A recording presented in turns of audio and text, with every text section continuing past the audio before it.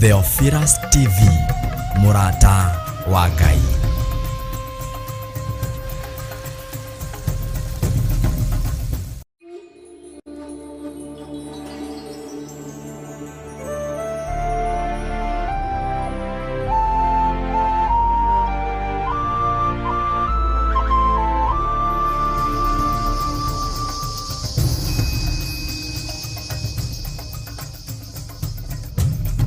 Theophilus TV, Murata wa Ngai.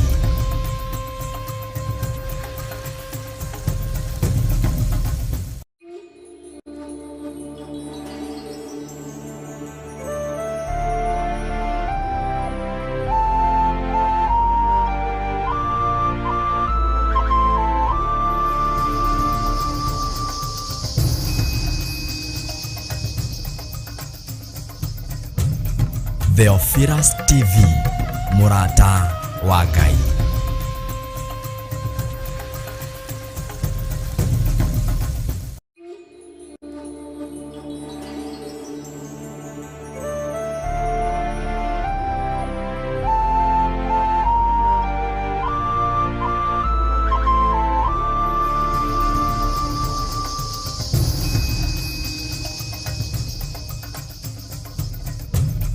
Theophilus TV, Murata wa Ngai.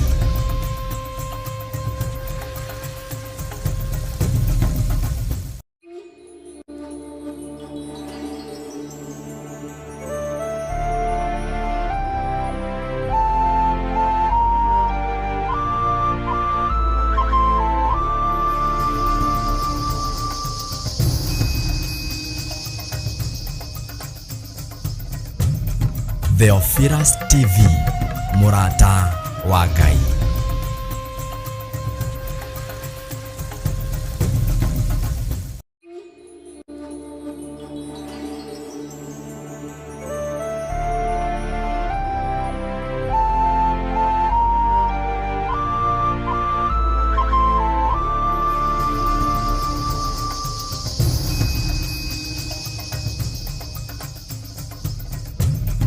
Theophilus TV, Murata wa Ngai.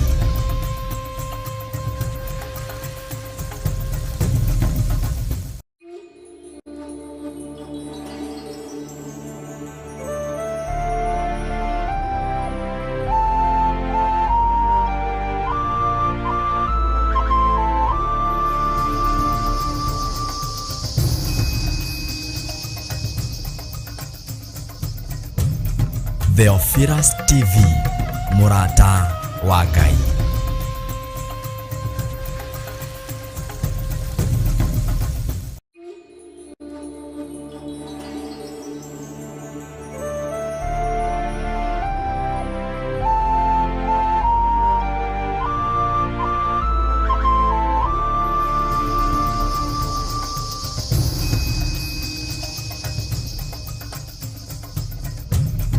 Theophilus TV, Murata wa Ngai.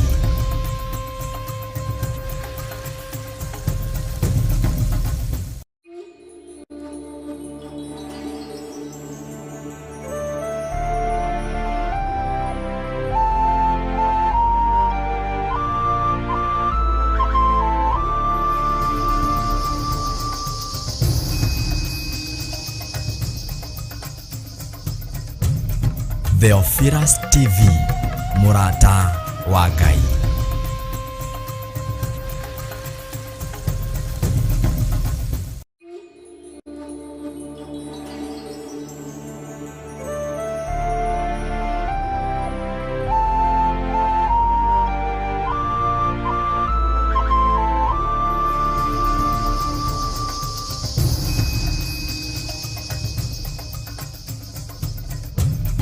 Theophilus TV, Murata wa Ngai.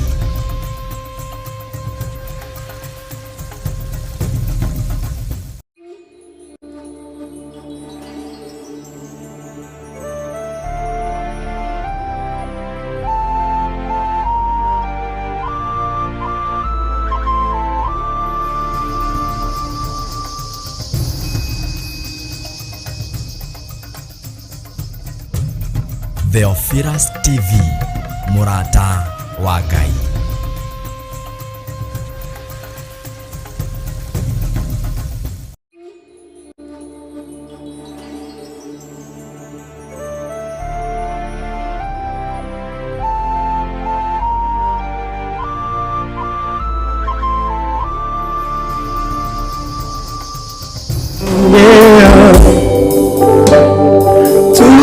Tunasongea chini ya miguuni mwako Baba, tunasongea, tunasongea, tunasongea chini ya miguuni mwako Baba, tunasongea, tunasongea, tunasongea, oh, tunasongea chini ya miguu yako, maana tunasongea, tunasongea, tunasongea chini ya miguu yako, Baba, tunasongea, tunasongea, tunasongea, tunasongea chini ya miguu yako, Baba, tunasongea, tunasongea, tunasongea Baba, tunasongea chini ya miguu yako, Baba, tunasongea adhuhuri ya leo Baba, tunasongea Baba, tunasongea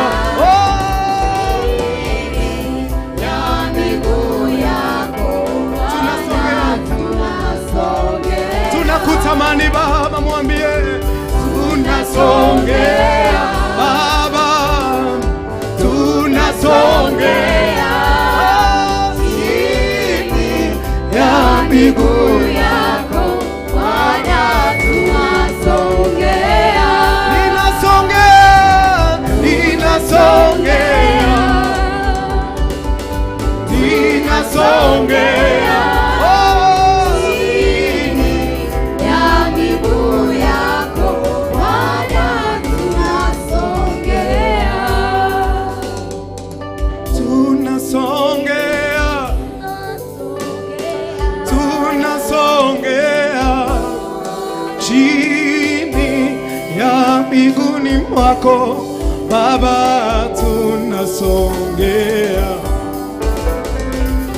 tunasongea, tunasongea chini ya miguuni mwako Baba, tunasongea, tunasongea, tunasongea, tunatamani Bwana kusikia sauti yako Baba yetu, hakuna mwingine. Inua mikono yako, ambia Mungu wako umesongea, tunasongea Baba yetu, tunasongea Baba chini ya miguu yako, Bwana, tunasongea, wewe ndiye Baba yetu, tunasongea, tunasongea chini ya miguu yako, Bwana, tunasongea. Ada mbele za Mungu, abia unasongea, abia Mungu nasongea kwako, abia Mungu nasongea kwako, in the name of Jesus. Yesu Kristo, tunasongea kwako, in the name of the Lord. Tunareta roho zetu kwako, in the name of Jesus. For there is none like you, O God. You are faithful, Father, you are glorious God. We love you, O God. tunasongea kwako katika jina la Yesu. Tunasongea kwako in the name of Jesus. Tunasongea kwako in the name of the Lord, katika jina la Yesu Kristo. Nena nasi mfalme, in the name of Jesus. Mfalme Yesu, tegemeo langu ni wewe. Mfalme Yesu, tegemeo langu ni wewe. Mfalme Yesu, tegemeo langu ni wewe. Mfalme Yesu, tegemeo langu ni wewe.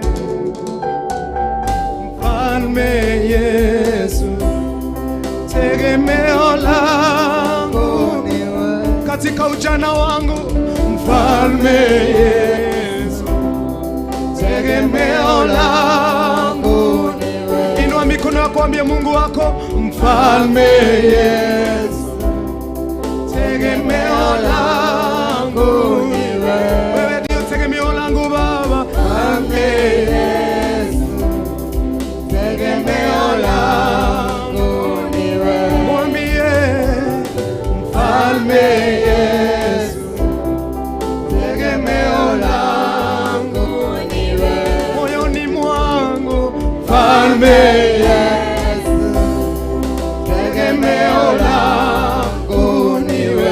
Moyo wangu, Mfalme Yesu, tegemeo langu ni wewe. Ninakupenda Baba. Mfalme Yesu, mwambie tegemeo langu ni wewe. Mfalme Yesu, Mfalme Yesu, tegemeo langu ni wewe. Niko mbele zako adhuhuri ya leo Baba. Mfalme Yesu, tegemea maisha yangu. Tegemeo langu ni wewe. Mwambie ukimaanisha, Mfalme Yesu, tegemeo langu ni wewe. Baba, Mfalme Yesu, Tegemeo langu ni wewe. Mfalme Yesu, Mfalme Yesu, tegemeo langu ni wewe. Mfalme Yesu, tegemeo langu ni wewe. Mfalme Yesu, tegemeo langu ni wewe. Mfalme Yesu, tegemeo langu ni wewe.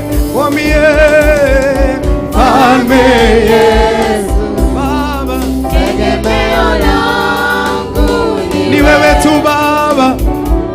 Mfalme Yesu, Tegemeo langu ni wewe. Baba. Mfalme Yesu, Tegemeo langu ni wewe. Mfalme Yesu, tegemeo letu ni wewe mfalme. Inua mikono yako ukisema tegemeo langu ni Yesu. Ambia Mungu tegemeo langu ni Yesu, katika jina la Yesu.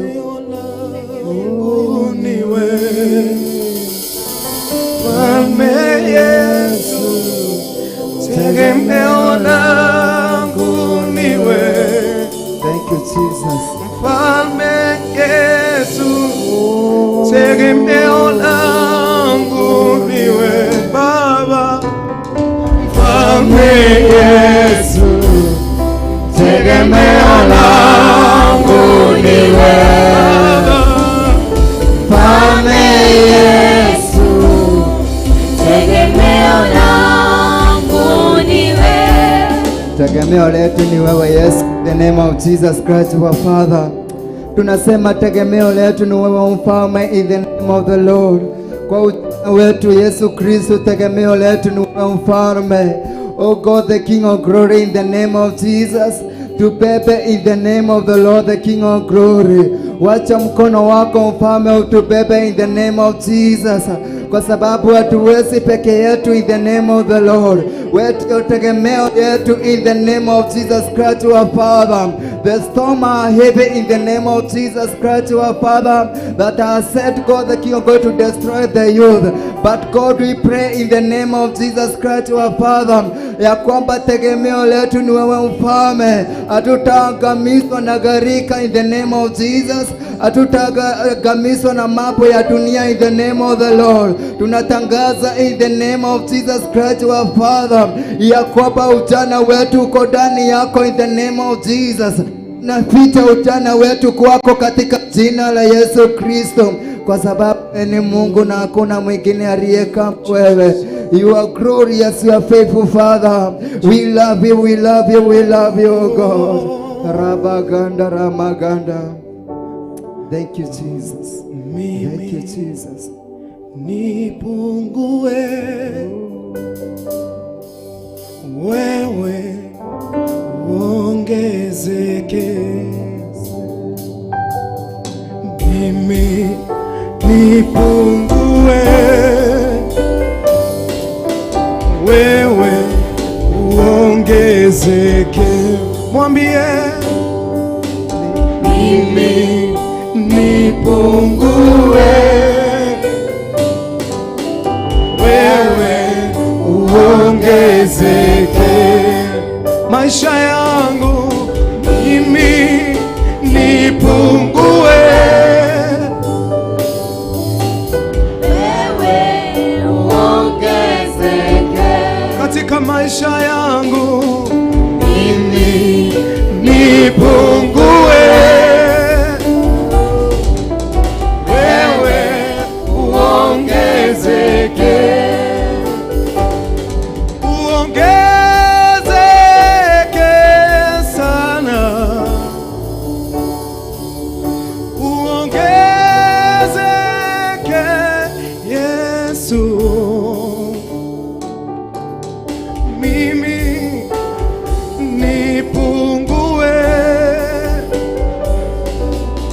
wewe uongezeke. Mwambie maisha yako Mimi nipungue wewe uongezeke. Kwenye nimejinwa katika ujana wangu mimi nipungue. Nisaidie Baba wewe uongezeke. maisha yangu yote Baba mimi nipungue wewe uongezeke. Mwambie ongezeke sana maisha yako, uongezeke sana, uongezeke Yesu. Mimi nipungue wewe uongezeke. Tuinue mikono yetu, mwambie Mungu wetu nipungue wewe uongezeke. Baba tunakuomba mimi nipungue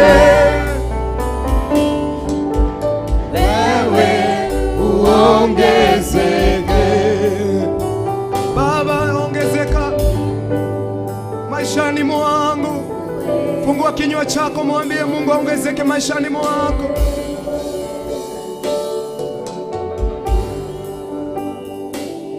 Inua mikono yako tumwambie Mungu,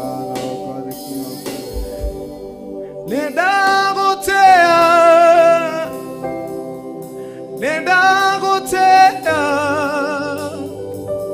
wewabaranetio igoro mono.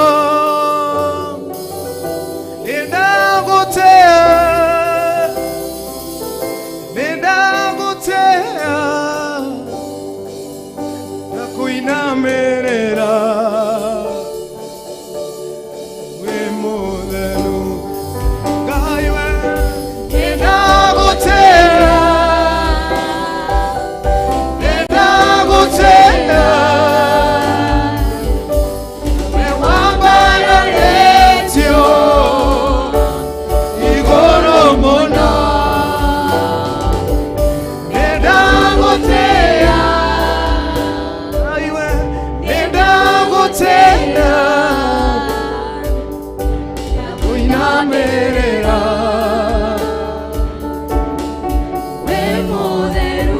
moko makuire gai gotea nenda gotea wewa baranetio igoro ono nenda gotea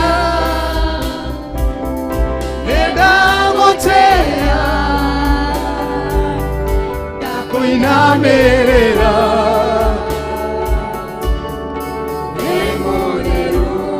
Thank you Jesus. Etwagotea twakwabaria munene wetu gutirika Juhana tawa Yesu Kristo. Asante Bwana kwa sababu ya ibada hii, O God, the King of glory. We worship you, we give you glory, the honor. You are great God, you are faithful Father. We love you to honor your name. And in the name of Jesus Christ, our Father, we pray and believe. Sema amen. Amen. Hallelujah. Amen. Shangilia Bwana. Hallelujah. Sema hiyo ni rehearsal. Hakuna kitu kimesha. Hallelujah. Ati hiyo ni rehearsal. Praise the name of the Lord. Hiyo ndio tunaweza pigia praise. Hallelujah. Lakini hatuwezi pigia hiyo Bwana Yesu. Praise the name of the Lord. Kwa hivyo nataka tushangilie Bwana. Praise the name of Jesus. Hallelujah. Amen. Hallelujah. Hallelujah. Amen and amen. Hallelujah.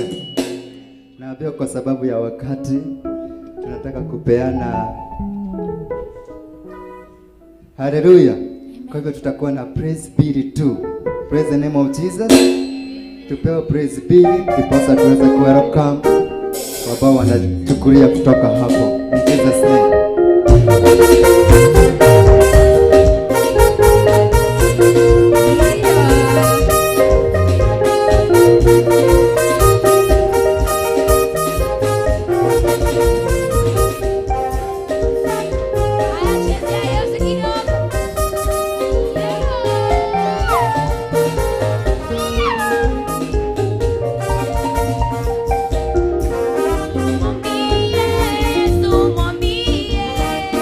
Mwambie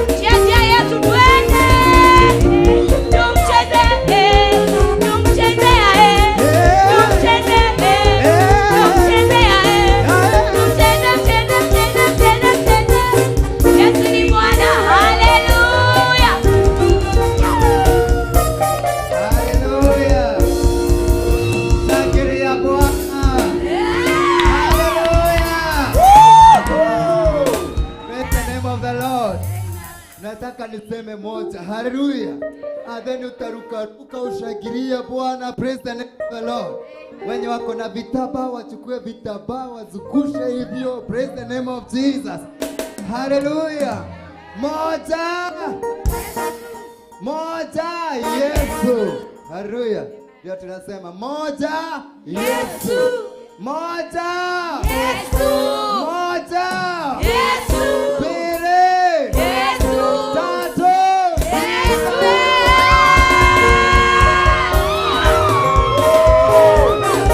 Hallelujah. Praise the name of the Lord. Salimia mwenzako mwambie karibu conference ya 2023. Na ni moto. Hallelujah. Mwambie ni fire. Tatoka hapa vile ulikuja. Zima utainuliwa. Hallelujah. Kwa hivyo nataka kukaribisha our pastor Kagathu ndiposa aweze kutuelekeza hapo pengine katika jina la Yesu Kristo. In the name of Jesus. Welcome very much.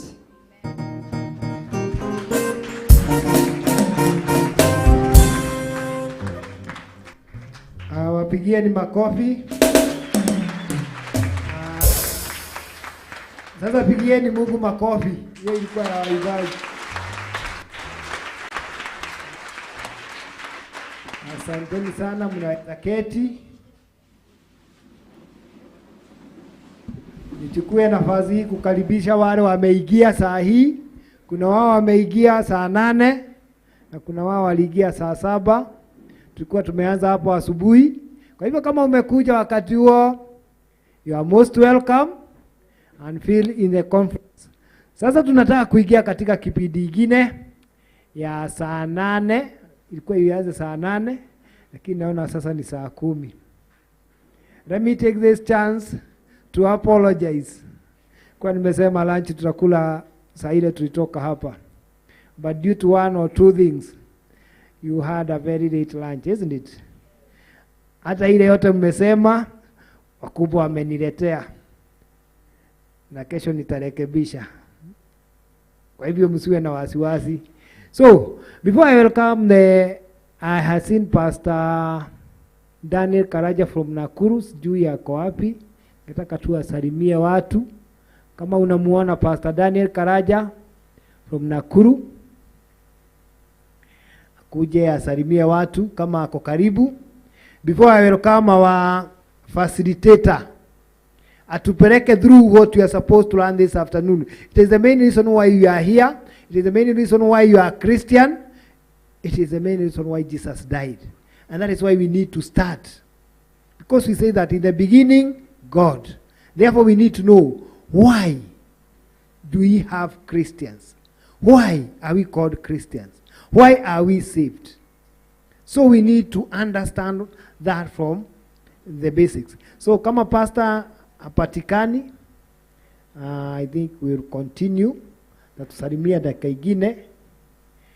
I would like also to acknowledge our referent akona sisi na kana ningetaka hata yeye atusalimie ili wale wamjui waweze kumjua, so that we can go to the next step.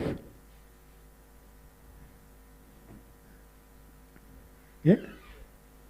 So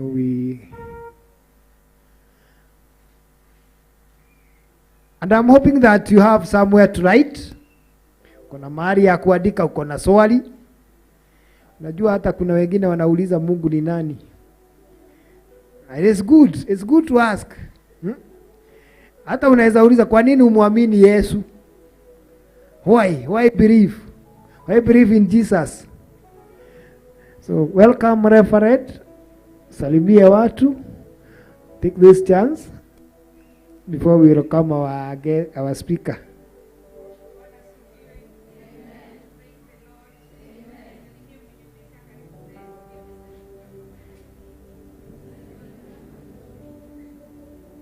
Ya kuna microphone.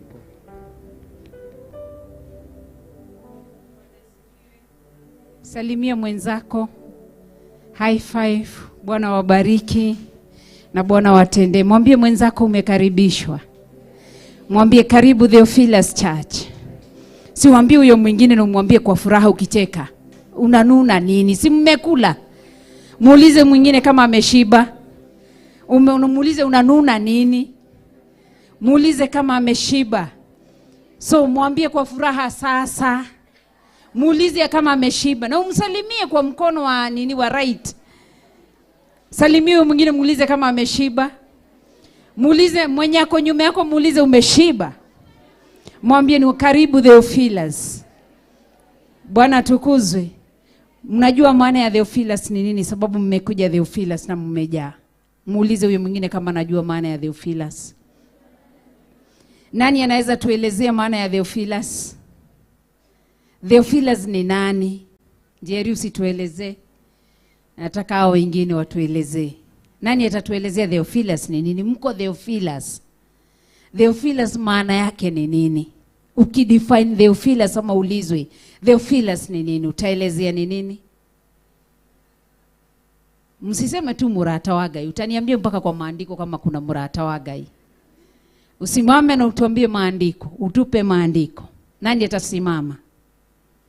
Haya, tuna mwingine hapo, simama. Hebu njoo hapa mbele. Na kasichana kako hapa. Kuja na maandiko. Mpigieni pastor wetu makofi akikuja kutuelezea maana ya Theophilus. Mwambie karibuni sana. Mwambie karibu sana our sister.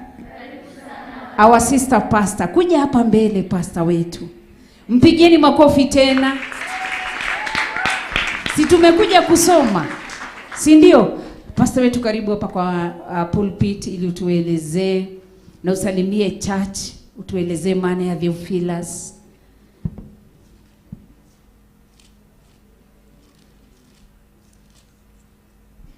Praise God. Praise God once more. My name is ruci-ini. I'm saved and Jesus Christ is my personal savior. And in the book of Luke chapter 1. Luke chapter 1. It says, many have... Ngoja. Tufungue.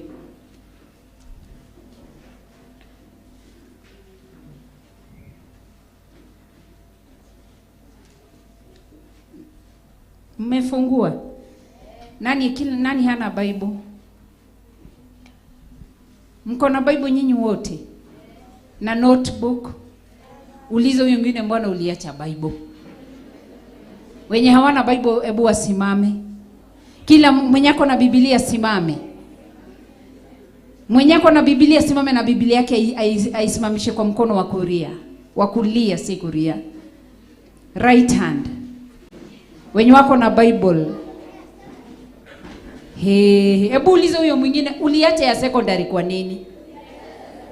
Wenye hawana Biblia waketi, wenye wako na Biblia waketi, wenye hawana wasimame. Wenye hawana hebu wasimame. Mwambie ongea ukweli. Mwambie mbona uliacha Biblia?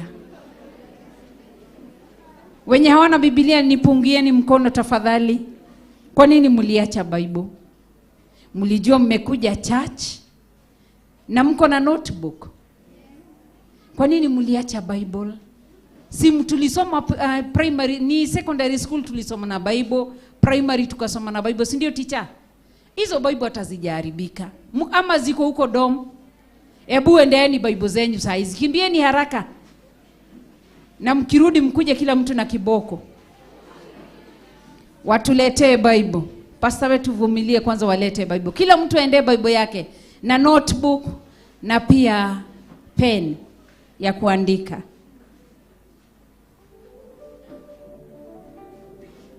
Haya, simameni tuimbe kidogo kabla watuletee Bible. Na uambie huyo mwingine na uimbe kwa furaha. Dancing. Sasa tuwekewe machine to dance kidogo. Chakula kabla iende, kabla iishe kwa tumbo. Kaiwa iga gita the modo wa Ngai. Haya, ambie mwenzako nipe nafasi. Mwambie nipe nafasi nimrukie Yesu wangu. Haya, George. Hallelujah. Haya, dance kidogo. Dance Yesu. Haya, makofi ya juu, makofi ya juu.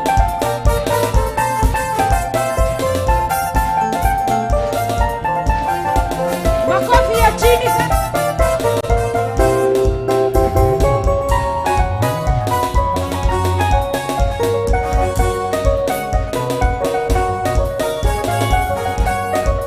Inua Yesu. Pigia Yesu makofi.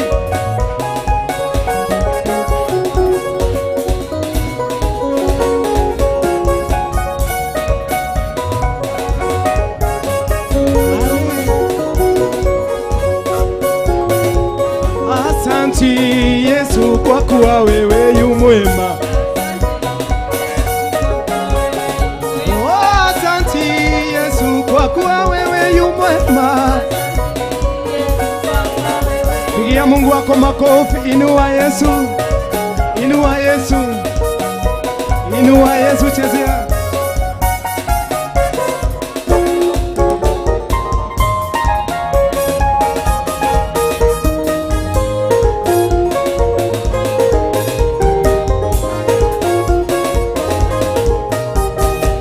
Ukiona nina imba moyoni nimempata Yesu.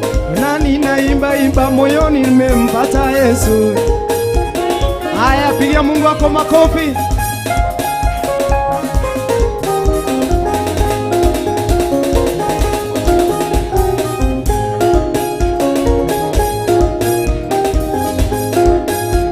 Haya, unazunguka. Kele kele. Samela. Kele kele. Samela. Unazunguka unasalimia mwenzako. Kele kele. Samela mo. Kele kele. Kele kele.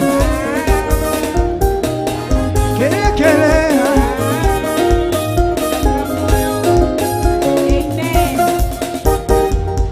Wow. Watu washarejea. Kila mtu amekuja na Biblia yake sasa. Sasa hebu tukae chini ili tusomewe tujue maana ya Theophilus.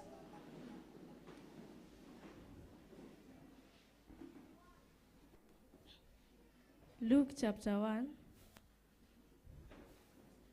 It says, many have undertaken to draw up an account of the things that have been fulfilled among us, just as they were handed down to us by those from the first who are witnesses and servants of the world. Within this in mind, since I myself have carefully investigated everything from the beginning, I too decided to write an orderly account for you, most excellent Theophilus, so that you may know the certainty of the things you have been taught. Theophilus was a friend of God, so he decided to write for us the things. Sorry. He was a friend of God, so he decided to write for us the things that you have certainty been taught. Amen. Thank you. God bless you. Mpigieni makofi. Mwambieni abarikiwe. Tumeambiwa Theophilus ni nani? Sorry. Theophilus tumeambiwa ni nani? Mrata wao Wagai, si ndio? Kwa hivyo sisi wote lazima tuwe marafiki. Ndiposa tuweze kwenda pamoja. Kama vile neno linavyosema kwenye kitabu cha Amosi. Wawili waezienda pamoja mpaka Kushu utanizimia hii TV upande huu wache kutizama. So naftari utatumia yenye iko hapa. So Kushu utazima hii iko hapa. Tumeambiwa sasa nani Theophilus ni nani? Rafiki wake Mungu. Mimi nimeambiwa nisimame nisalimiane. Na wasalimi wote mmesalimika. Namshukuru Mungu. Majina yangu ni Reverend Rachel wa Kuria na nampenda Yesu ameniokoa. Na ni mlinzi na tegemeo la maisha yangu. Karibuni sana Theophilus. Tunahudumu mahali hapa Theophilus Church na tunashukuru Mungu kwa yote. Na pia tunahudumu kwenye Theophilus runinga ya Theophilus na yote tunampa sifa na utukufu kwa Mwenyezi Mungu. So karibuni sana na Mungu aonekanie na Mungu awabariki. Karibu sana Pastor Gadho. Kwetu ilikuwa salamu. Mwambie wewe mwingine ubarikiwe sana. Na mwambie ajiandae kujifunza, sivyo? Si tumekuja kujifunza. Kwa hivyo tutajifunza mengi, tujue mengi kuhusu Mungu na kuhusu neno lake Mwenyezi Mungu, nazo sifa na utukufu zimrejee Mwenyezi Mungu. Kwa hivyo mbarikiwe. Karibu sana Pastor, asante.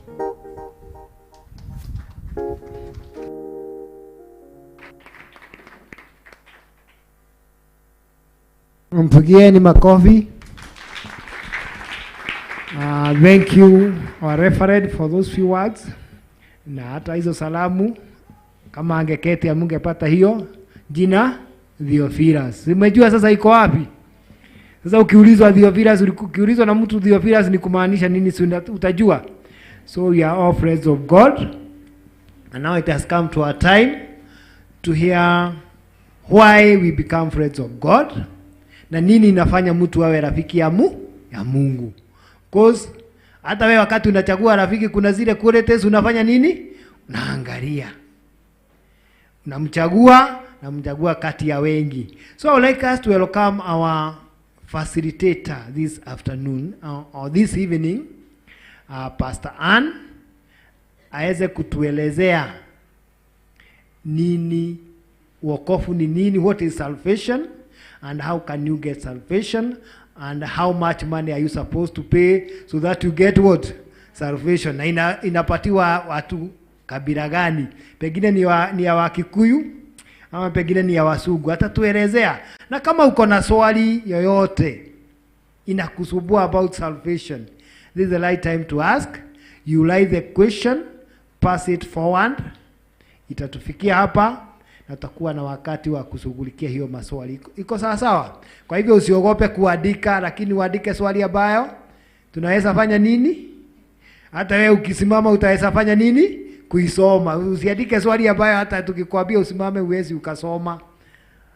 Let us stand up and welcome our facilitator this afternoon with 3 claps. Simama tumpigie makofi akikuja.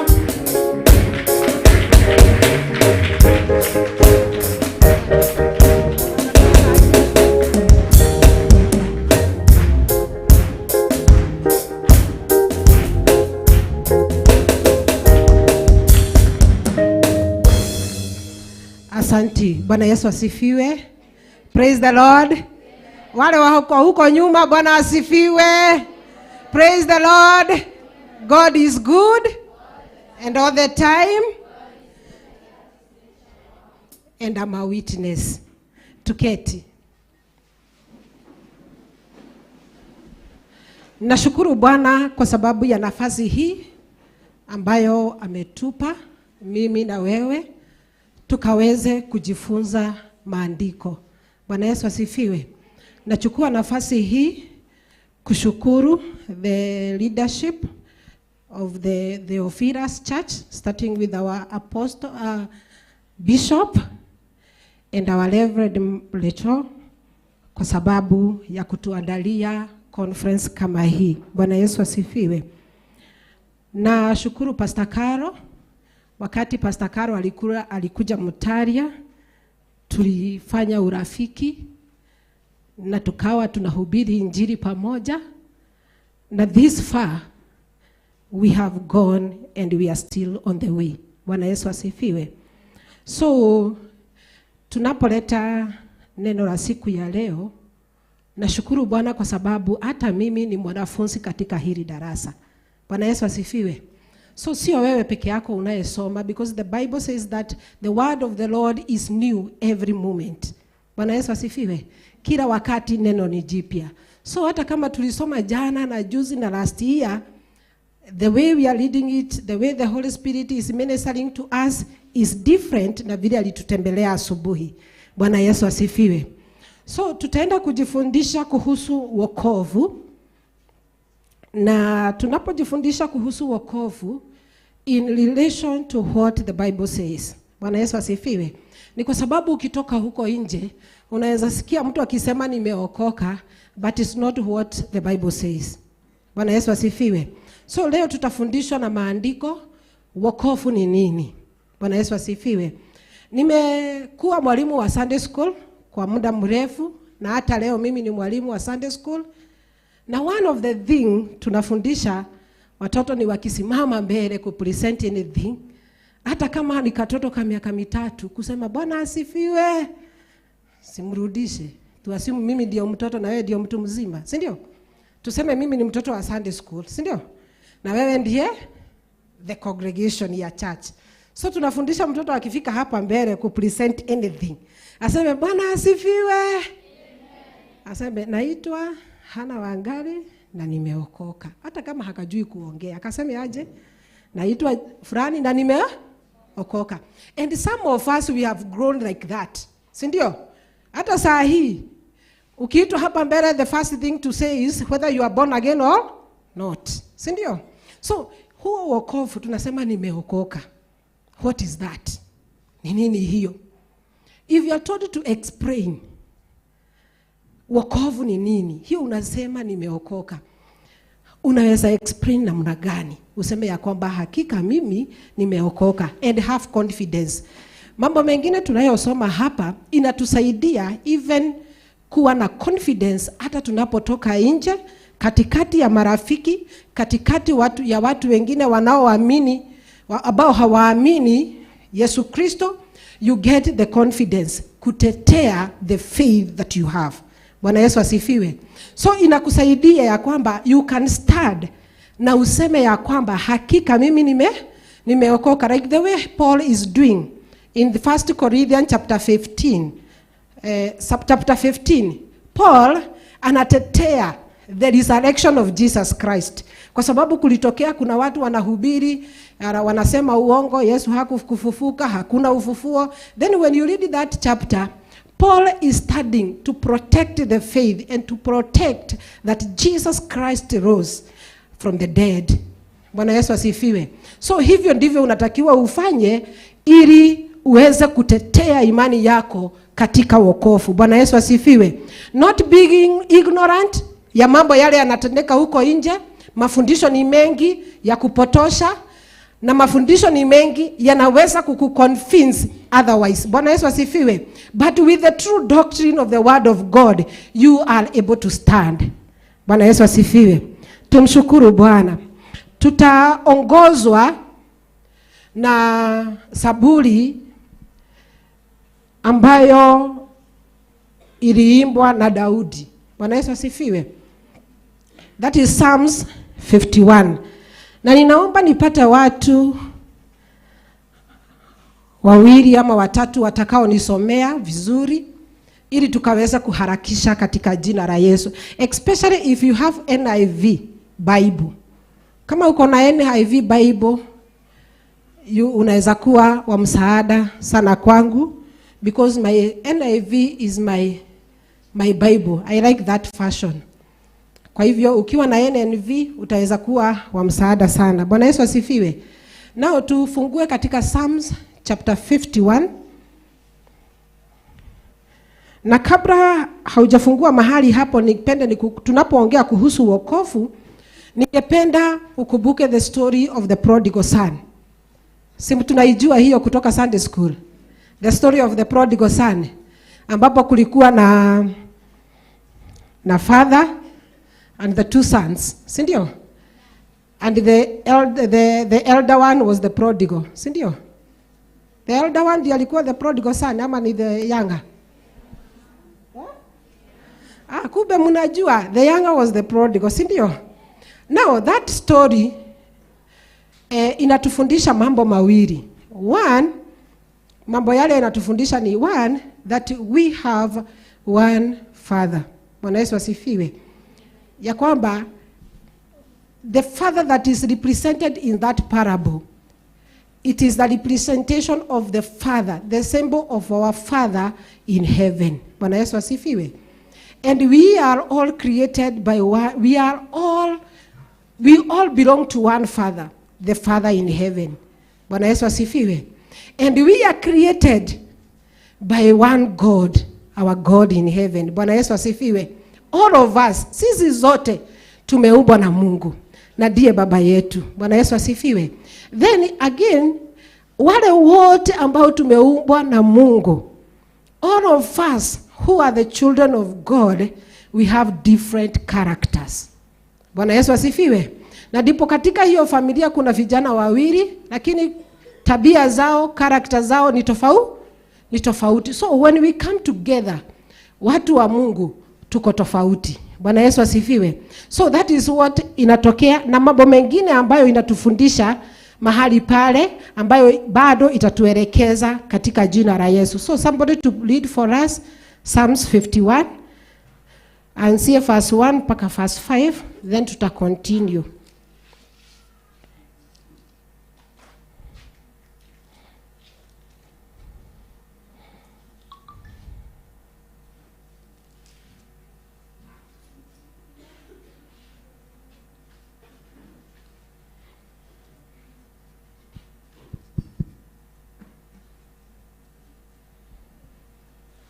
Psalms 51 verse 1 inasema, Have mercy on me, O God, according to your unfailing love. According to your great compassion, blot out my transgressions. Verse 2, Wash away all my iniquity and cleanse me from my sins. For I know my transgressions, and my sin is always before me. Verse 4, Against you only have I sinned, and done what is evil in your sight. So you are right in your verdict, and justified when you judge. Verse 5 inasema, Surely I was sinful at birth, sinful from the time my mother conceived me. Amen. Thank you. Let's to appreciate her with the hand clap. Ni vizuri. Thank you. Now the whole of that psalm ni wimbo wa Daudi. Na aliimba wimbo huu baada ya kutenda dhambi na the wife of Uriah. Alikuwa anaitwa nani? Bathsheba.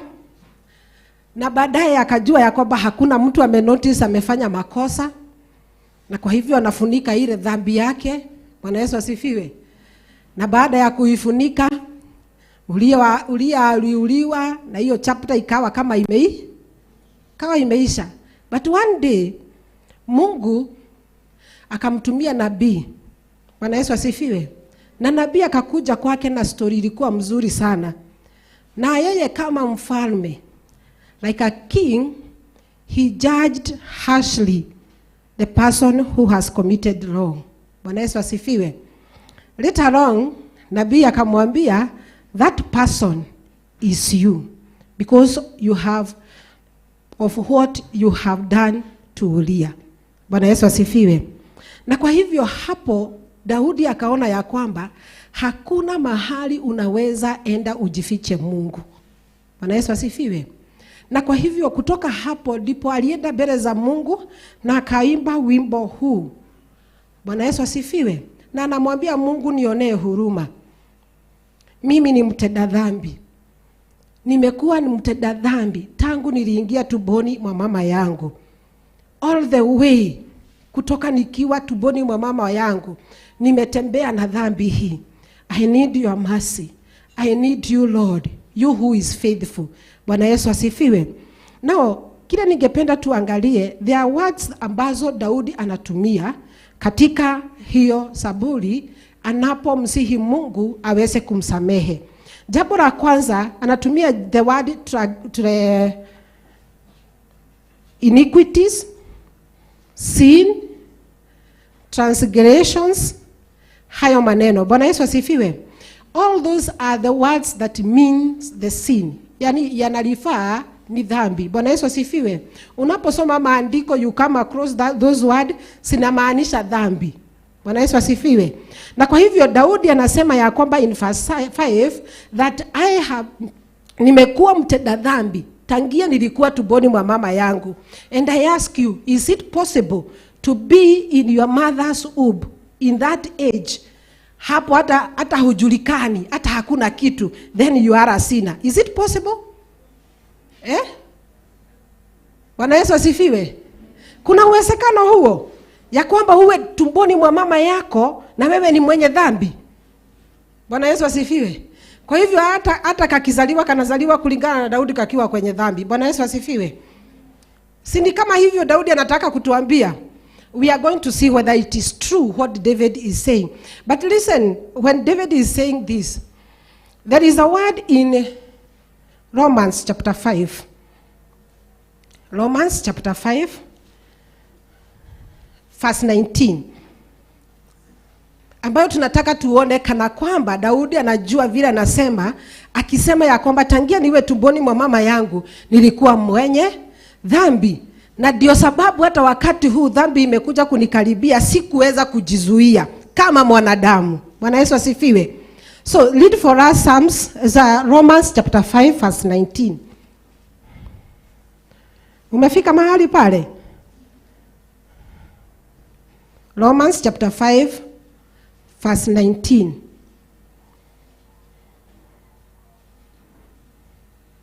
Tusome.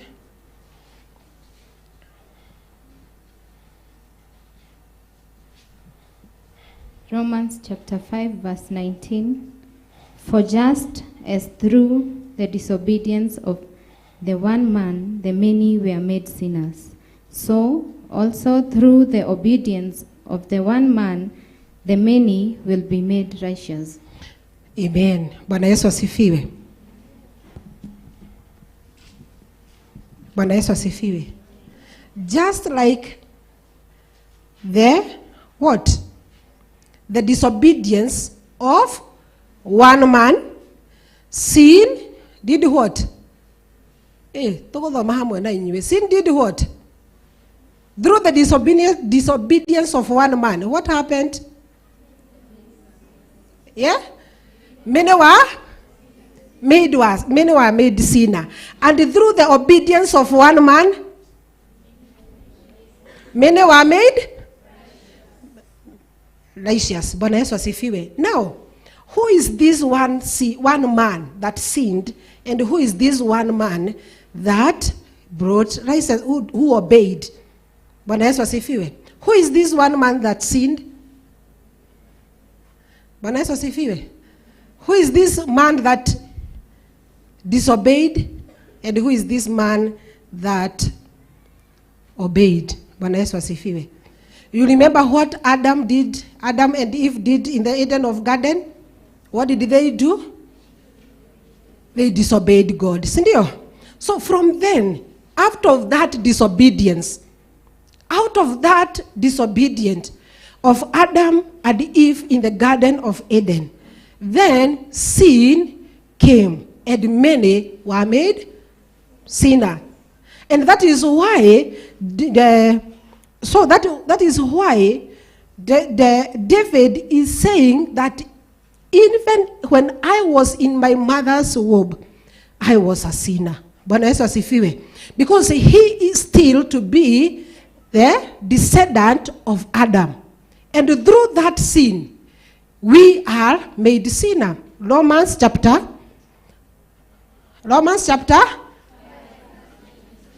5, 19. Then Romans chapter 3, verse 23, it says that for all have sinned.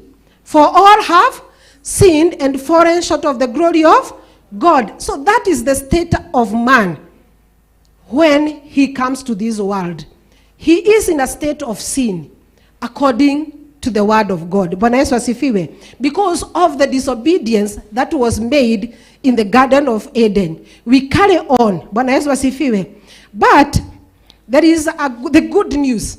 Despite us being sinners, being away from God, being away from our Lord God, who created us, there is the good news. Bwana Yesu asifiwe. There is a word that the angel is telling Joseph when the angel visited Joseph in Matthew chapter 1 verse 21. Bwana Yesu asifiwe. Wewe unayenisomea, tafadhali usikize nikisema fast, si ndio? Ili tusome haraka haraka.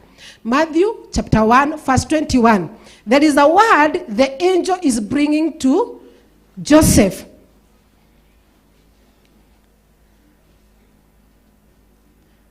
Matthew chapter 1 verse 21. The good news.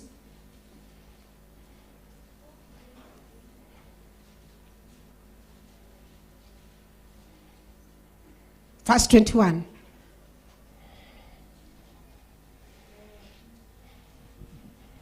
Matthew chapter 1 verse 21, it says, "She will give birth to a son, and you are to give him the name Jesus, because he will save his people from their sins." Amen. You will name him Jesus because he will save his people from the sin. Bwana Yesu asifiwe. Kwa hivyo, there is good news. Despite one being in a state of sin, like the one David is saying, that I was born in sin, even when I was in my mother's womb. So when you are born, you will live with that sin. There is a good news that there is a Savior, Jesus Christ, who is coming and who has come to save us from the sin. Bwana Yesu asifiwe. Luke chapter 5, 32. Luke chapter 5, 32. That is what Jesus is saying. Jesus is saying that I have not come to call the righteous. About the righteous, it's not the mission of Jesus. He came, but he said, but sinners, to save sinners into repentance. Bwana Yesu asifiwe. Kwa hivyo Yesu anasema ya kwamba si kuja kwa sababu ya walio haki, lakini nilikuja kwa sababu ya wenye dhambi, ili wakaweze kupata wokovu na wakaweze kutubu. So now here, Jesus is bringing to us another term, repentance. Bwana Yesu asifiwe. So Jesus came for our repentance. Bwana Yesu asifiwe. Now, what is repentance? Ambayo hii Jesus alikuja kwa sababu yake. Remember, the angel said that he will save his people from sin. Jesus Christ. Bwana Yesu asifiwe. Na sasa hapa Yesu anasema ya kwamba mimi si kuja kwa sababu ya walio haki, hao wazuri, hao ambao ni watakatifu, hao hapana. Nilikuja kwa sababu ya wenye dhambi ili wakaweze kutubu. Bwana Yesu asifiwe. Now, what is this repentance that was brought by Jesus? What is this? We are saying repentance. Bwana Yesu asifiwe. Praise the name of the Lord. Now, repentance, I want us to read for us Acts chapter 20 verse 21. Tutasoma chapter nyingi sana, kwa hivyo ni vizuri ukae ukisiandika, kwa sababu sitakusaidia wakati unataka kujua kuhusu wokovu, and to have the confidence of what you say, I am born again, nimeokoka. What is that do you proclaim? Bwana Yesu asifiwe. Na hizi chapters zitakusaidia kwa sababu utaweza kutetea injili ukitumia maandiko. Bwana Yesu asifiwe. Act chapter 1, chapter 20 verse 21.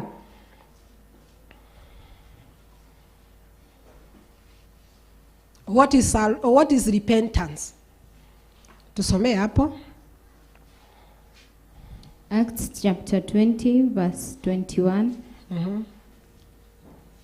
I have declared to both Jews and Greeks that they must turn to God in repentance and have faith in our Lord Jesus. Amen. That they have faith in our Lord Jesus. Bwana Yesu asifiwe. Kama kungekuwa na mtu ako na New King James, ingekuwa mzuri sana. Is there anybody with New King James? Anybody with New King James? Wacha tuchosheke na hiyo. Bwana Yesu asifiwe. Now, he came for both the Jews and the Gentiles, that they may have faith in God. Bwana Yesu asifiwe. That they may turn toward God. Bwana Yesu asifiwe. wale wakaweze kupinduka na kumwangalia Bwana. Bwana Yesu asifiwe. So what is this repentance that we are talking about? One, repentance, it is an inward decision, personal decision. You decide wewe mwenyewe. Bwana Yesu asifiwe. Uamue, si kwa mdomo, lakini from the heart. Bwana Yesu asifiwe. Ukate kauli kutoka ndani yako ya kwamba mimi nimesikia hizi stories za Yesu. Mimi nimeenda kanisani kutoka nikiwa mdogo, lakini kuna huyu Yesu ningependa kumfuata nimjue. Bwana Yesu asifiwe. So that inward conviction, that inward from the heart, Bwana Yesu asifiwe, kutoka ndani ya moyo wako na ukiri ya kwamba truly I have believed in Jesus Christ. That inward conviction, that inward decision that personally you make, that is what we call repentance. Bwana Yesu asifiwe. Na unasikia ya kwamba when you have that inward conviction, that inward decision that you make, it brings outward results. Bwana Yesu asifiwe. Unasema ya kwamba mimi nimekatana na dhambi. Bwana Yesu asifiwe. Mimi nimekatana na hii. Kila mtu akona kale ka weakness kake kanamsumbua, si ndio? Ama uko na group ambayo si mzuri. Ama uko na mienendo unajua this is wrong. Depending na vile umefundishwa kanisani, nyumbani, in school, you know this is wrong. Bwana Yesu asifiwe. Now, you yourself, you sit down na ukae ufikirie useme ya kwamba I have to turn around. I have to turn away from what I've been doing. That decision that you make is what we call repentance. Bwana Yesu asifiwe. Many have said they have repented, yet ni kwa mdomo. Bwana Yesu asifiwe. So it has no impact in your life if it is not from the heart. Bwana Yesu asifiwe. So in other words, repentance is the transformation of the mind, the heart, Bwana Yesu asifiwe, and the whole being. You be transformed from the wickedness to the righteousness, from bad to good. Bwana Yesu asifiwe. From not believing in Christ to believing in Christ. Bwana Yesu asifiwe. That is what we say it is repentance. And in the story of the prodigal son, we see the prodigal son after going away from the family, amechukua mali yake, ameenda, amekula taabu huko, ameponda raha, maisha iko hivyo, na amefika mahali ya kwamba ninahitaji kujirudia. Bwana Yesu asifiwe. Ninahitaji to call myself back. Na hapa tunamuona akikaa chini na anakata kauli. Anasema ya kwamba si kwa baba yangu kuna wafanyikazi wengi, wanakula, wanakunywa. Why don't I go back to my father's house and become like one of the servant? Bwana Yesu asifiwe. That what he does is repentance. Bwana Yesu asifiwe. That what he does is repentance. Wakati mwingi, especially in our age, wakati watu wako secondary, wako colleges, we find so many challenges and we divert our Christianity ways. Na tunaingia katika mtaa kwa group tofauti, mafundisho yasio na msingi wa Kikristo, na tunajipata katika yale mambo. Bwana Yesu asifiwe. Mambo mengine unafanya na unasema na unatenda, you have never thought you can do it. Mengine hata huwezi staka baba yako, mama yako ayajue. Si unafanya kwa siri because you know it is bad. And after finding yourself in that state, hali mbaya ambayo haipendeki, hata wewe ukijiita kama mkutano ukiwa mwenyewe unasema na kweli mimi nimebadilika. Bwana Yesu asifiwe.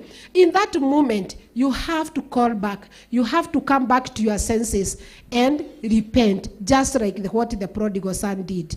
Bwana Yesu asifiwe. So that one is what we call repentant. And that is what Jesus is saying. I didn't come for the righteous because the righteous have no problem. Hawa ni wakwenda binguni. Bwana Yesu asifiwe. But Jesus loved us so much. God loved us so much. In fact, God is love. And he looked at his creation. He looked at us when we are astray. Bwana Yesu asifiwe. And he decided to send for us Jesus Christ, through Jesus, that we may repent our sin and we get the forgiveness of our sin, so that we may inherit the kingdom of God. Bwana Yesu asifiwe. So we have the repentance. Bwana Yesu asifiwe. Repentance is the foundational truth of a Christian life. Bwana Yesu asifiwe. Repentance is the foundation, ndio msingi kamili, msingi thabiti wa Mkristo. Bwana Yesu asifiwe. Bila kutubu, bila repentance, there is no eternal life. There is no salvation. There is no forgiveness of our sin. There is no bond with our Lord Jesus Christ. Bwana Yesu asifiwe. So if you are in church, if you say you are born again, it is good to go back to your heart. Enda ongea na moyo wako. Peleleza moyo wako. Siku naiba tunaibaga hivyo. Peleleza moyo wangu Bwana. Peleleza moyo wangu Bwana. Peleleza moyo wangu Bwana. Yesu uingie. Yesu akiingia ndani ya moyo wako, you get the repentance. Bwana Yesu asifiwe. And you get the assurance that you are a child of God, and one day you'll be with our Lord Jesus Christ where he is. Bwana Yesu asifiwe. Amen. Situmpigie Bwana makofi kwa sababu ya hili na kutupatia wokovu. Bwana Yesu asifiwe. So kuna jambo, how do you, what is the cause of this salvation? In fact, it is free. Bwana Yesu asifiwe. It is free. It is totally free. All what you need is to believe in Jesus Christ and you'll be saved. John 16 verse. Bwana Yesu asifiwe. Bwana Yesu asifiwe. Not John, it is Act 16. Act 16:31.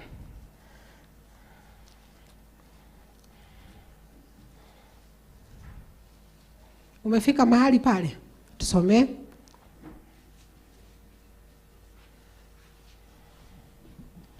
Paul came to Derbe and then to Lystra, where a disciple named... Unasoma wapi? Acts 16 verse 1. 31.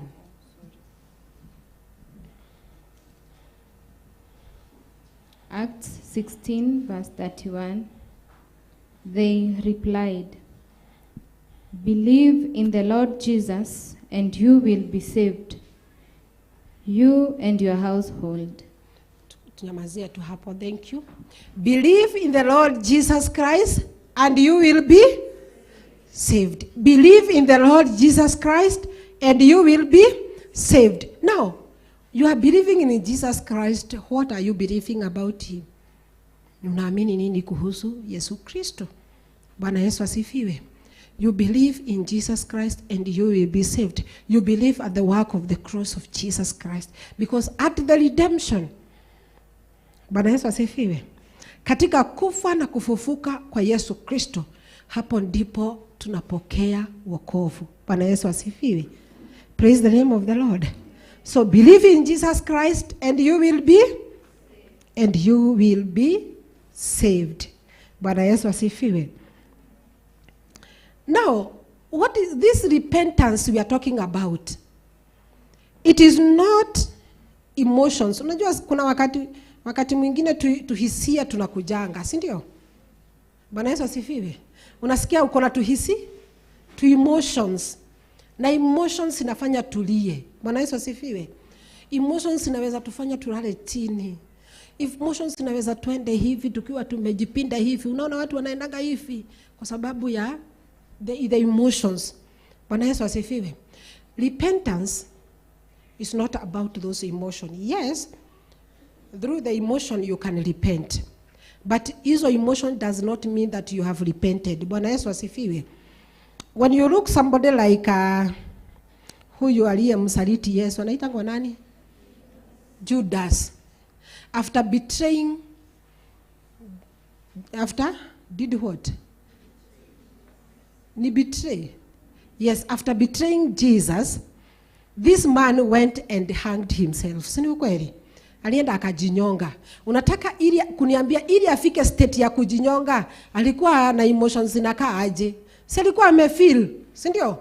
Alikuwa na feel, I have done wrong, nimefanya vibaya. But hizo feelings hasikumpeleka kutubu. Bwana Yesu asifiwe. Hizo feelings, hizo emotion alikuwa nazo, simpeleka kwenye msalaba, kwenye kujihang. Bwana Yesu asifiwe. So it is good, hata wakati unaona umetenda kitu mbaya, na umesikia ya kwamba nimemkosea Mungu because I know the truth, I have done wrong.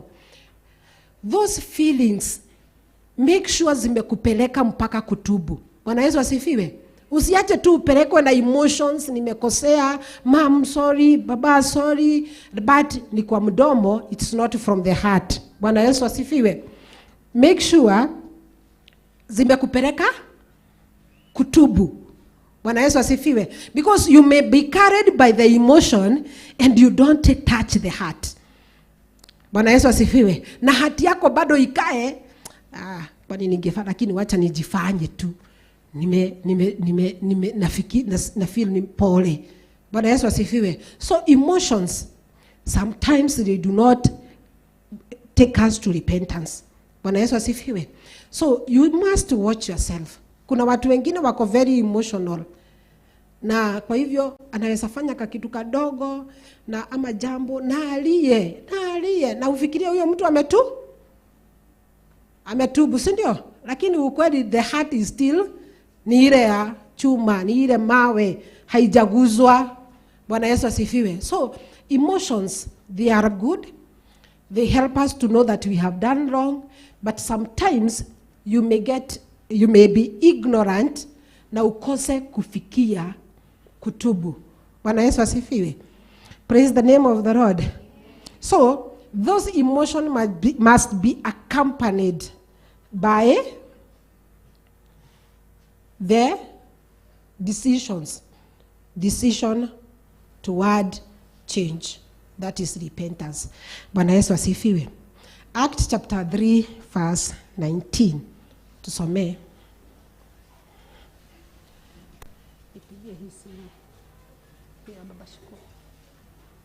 Acts chapter 3 verse 19.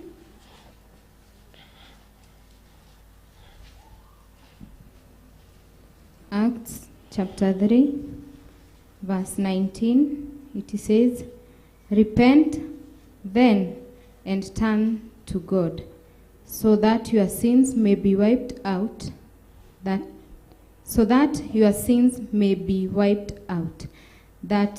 times of refreshing may come from the Lord." Repent, then. Repent then and turn to God. And turn to God. Bwana Yesu asifiwe. Nilikuwa nataka hapo. Repent then and turn to God. The one with the New King James inasema and be converted. Bwana Yesu asifiwe. And be converted.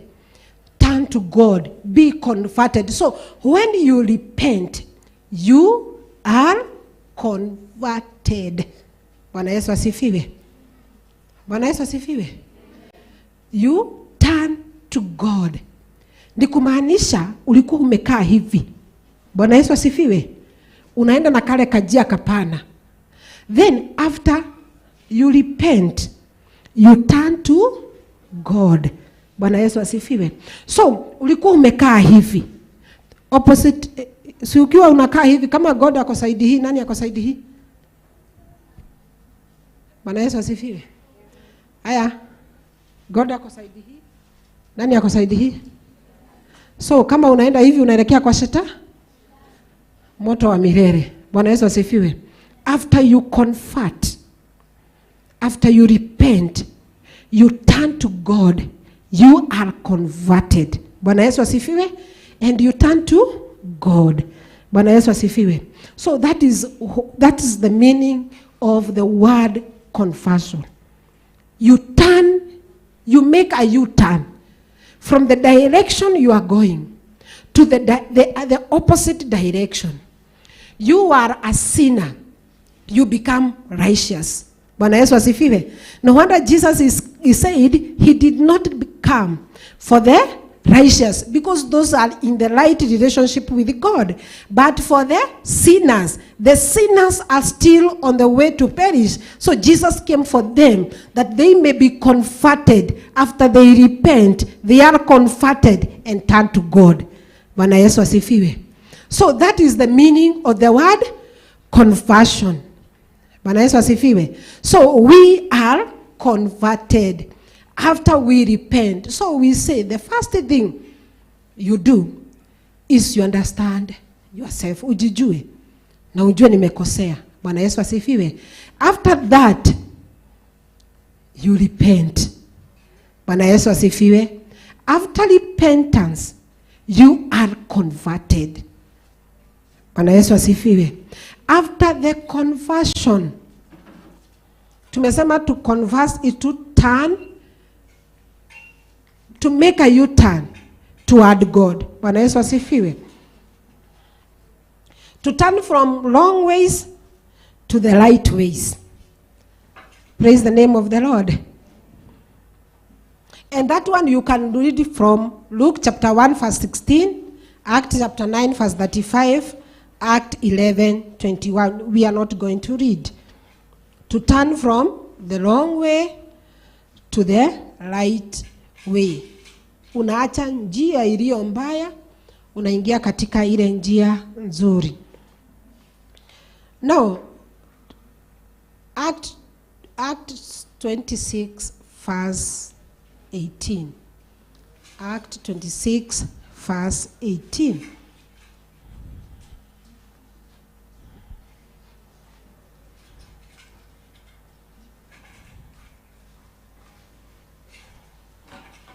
We see we are converted from where to where. Bwana Yesu asifiwe. Amen. Acts 26 verse 18. To open their eyes and turn them from darkness to light. Yes. And from the power of Satan to God. Amen. Bwana Yesu asifiwe. Amen. Thank you. To open their eyes from darkness to light. That is what Jesus came to do. We are in a state, or we were in a state of darkness. But now, when we repent, we are converted, we start now to see the right. Bwana Yesu asifiwe. We are from the power of darkness, the power of Satan, to the power of God. Bwana Yesu asifiwe. That is what, those are what comes in our life. That is why utaona mtu ambaye ameokoka. Na pengine alikuwa mtu ambaye akona sifa mbaya sana. Si ndio? Kuna watu wakona sifa mbaya. Bwana Yesu asifiwe. Then this person ameokoka. The true repentance. Hata siku hizi kuna watu wengi sana wanaiba, nimeokoka, na ukimkuta hakai mtu ameokoka. My dear friends, let's portray the true Christianity, the true salvation in our life. Bwana Yesu asifiwe. Unakuta huyo mtu ambaye anasema alikuwa mbaya, lakini baada ya kuokoka, ile kutubu kwa kweli, huyo mtu totally anabadilika. Hata mkikutana na yeye unamuuliza, haya, kwani ni wewe? Nilikuwa sikuelewi ni nini umefanyika, because the person is really transformed. There is a very big difference between somebody who is in darkness and somebody who is in light. Mtu ambaye ako katika giza na mtu ambaye katika nuru. Hao watu wawili wako tofauti kabisa. Bwana Yesu asifiwe. Huyu mtu ambaye ako katika giza, kazi yake ni uongo, masengenyo, tabia mbaya. Bwana Yesu asifiwe. But the other person atakuwa ni yule mtulivu, mtu ambaye ana character za Yesu Kristo. Bwana Yesu asifiwe. So when we are converted, we turn from our evil ways to the ways of the Lord Jesus Christ. We remove that cloth that we had from the beginning, and we wear a new cloth, a cloth of righteousness. Bwana Yesu asifiwe. Na ndio sababu tunasema ya kwamba usiona muhonoku kweli. Niki because anaonyesha bado ako na zile character za mtu ambaye hajamjua Yesu Kristo. Bwana Yesu asifiwe. Tunaposema character ambazo hasimjui Yesu, we do not kupima na physical appearance, but we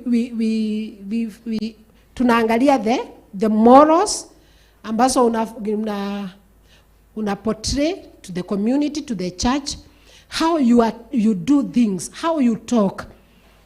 It talks so much about you. And therefore when you say I am born again, I am saved, truly somebody hata kama haja kujua sana anasema kweli, na hata unakaa kama mtu ameokoka.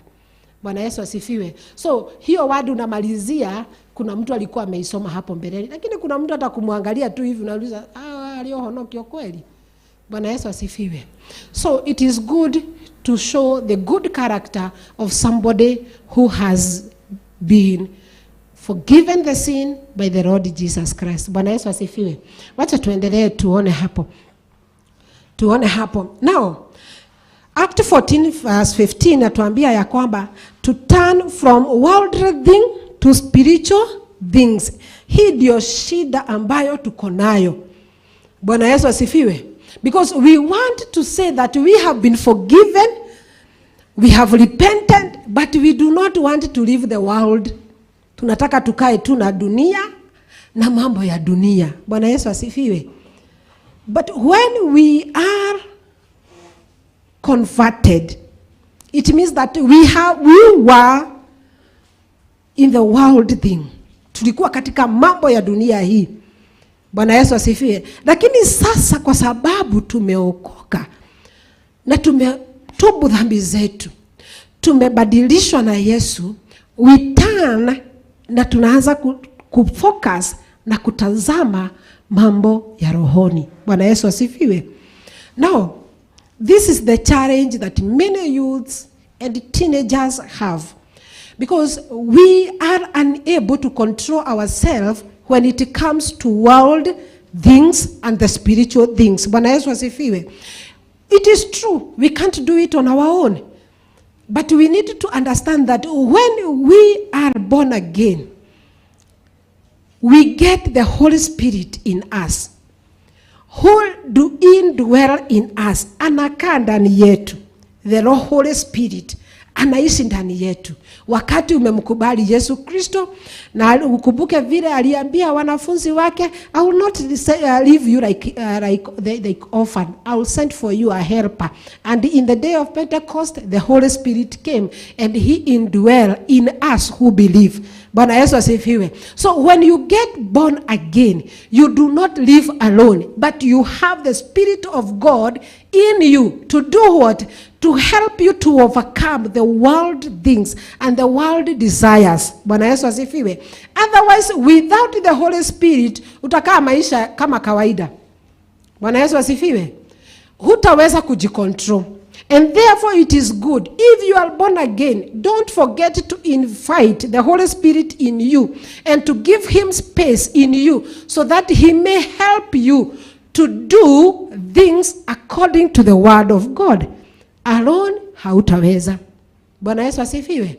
Na kwa hivyo vijana wetu, leave a big space in your heart. Kwa hiyo moyo wako, hata space kubwa ya Roho Mtakatifu kukalia. Bwana Yesu asifiwe.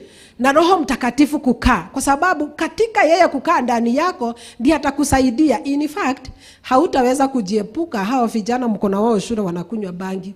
Hautaweza. Hata ukisema umeokoka. You must leave the space for the Holy Spirit who will help you. Bwana Yesu asifiwe. Without the Holy Spirit, utasikia sitaki, but by the end of the day ujikute. Bwana Yesu asifiwe. With the Holy Spirit is the helper that we are given to indwell us when we are converted. Bwana Yesu asifiwe. Praise the name of the Lord.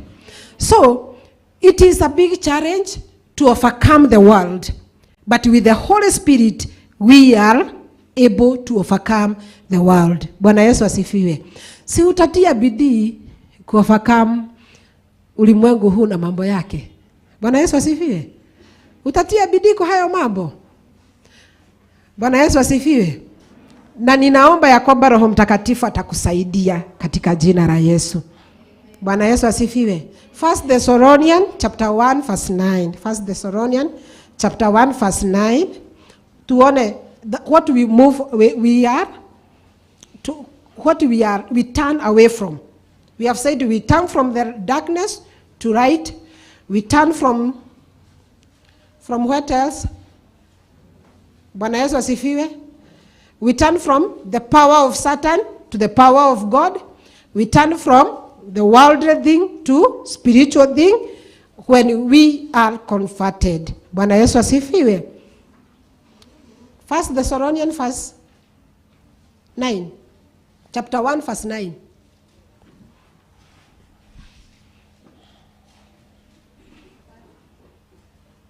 First Thessalonians 1 verse 9.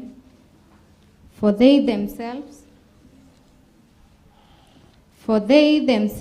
report what kind of reception you gave us.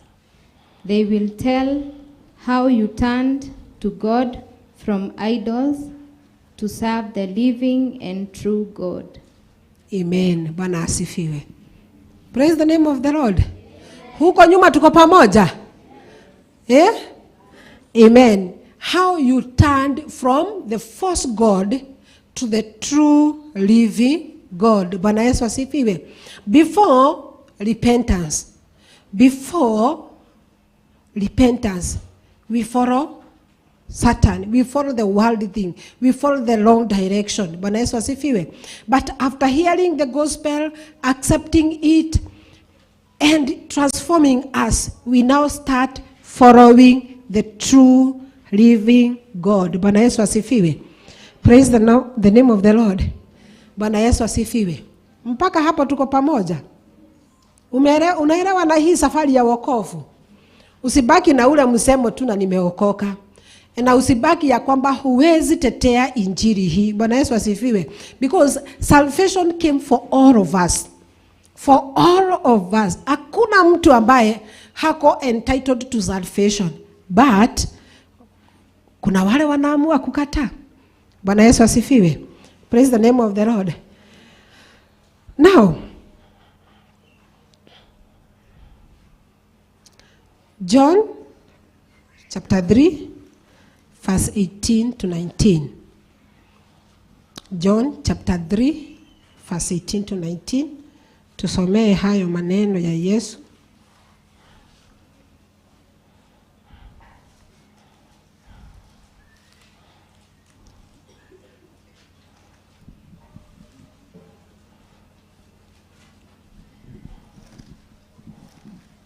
John 3:18 to 19. Whoever believes in him is not condemned, but whoever does not believe stands condemned already, because they have not believed in the name of God's one and only Son.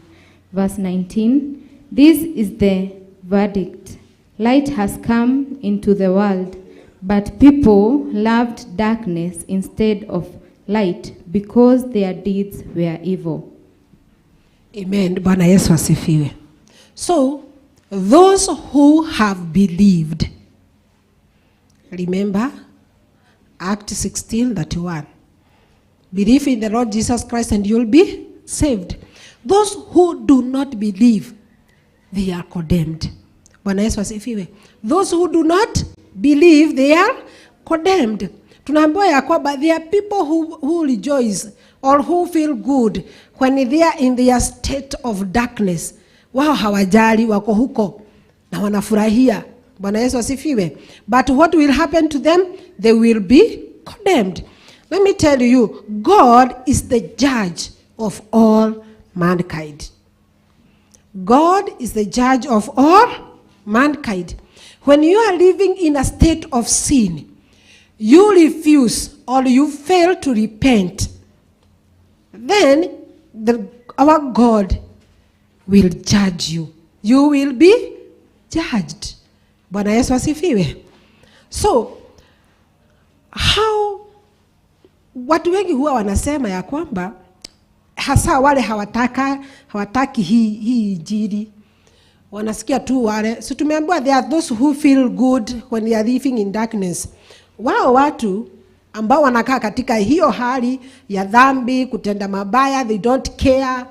Those people huwa wanajitetea na jambo moja. Mungu anawezaje niumba alafu anikodem? Haiwezekani. Tena Mungu ananipenda.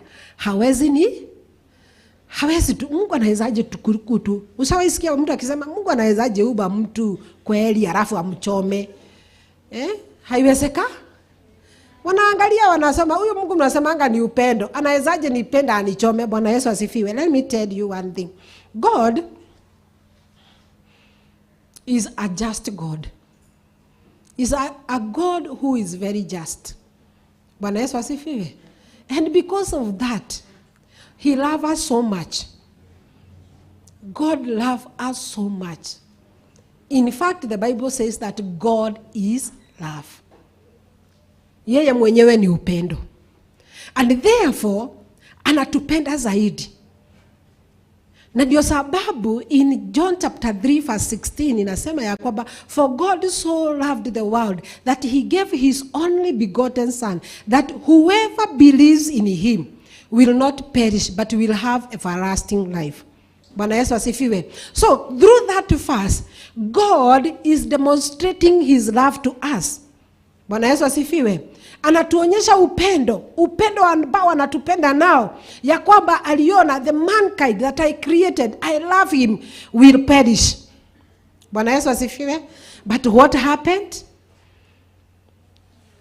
Akajua ili kwa sababu ninampenda mwanadamu, let me send Jesus Christ my son to go and pay the penalty of their sin. And the penalty of sin is death. Romans 6:23.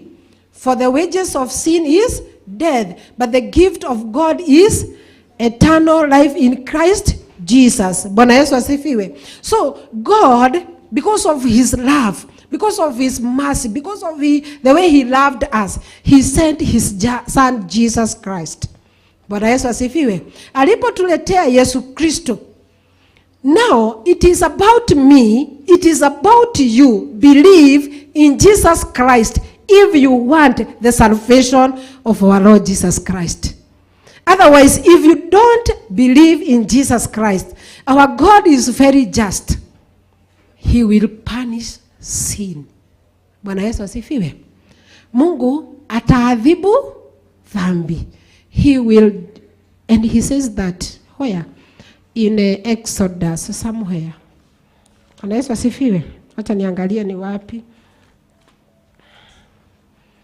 Praise the Lord. Bwana Yesu asifiwe. Exodus 34 verse 7. Na usianzie 7, anzia hapo juu kidogo. Anzia verse 6. Exodus 37, soma 34 verse 6 and 7. Exodus 34, 6. It says, and he passed in front of Moses, proclaiming the Lord,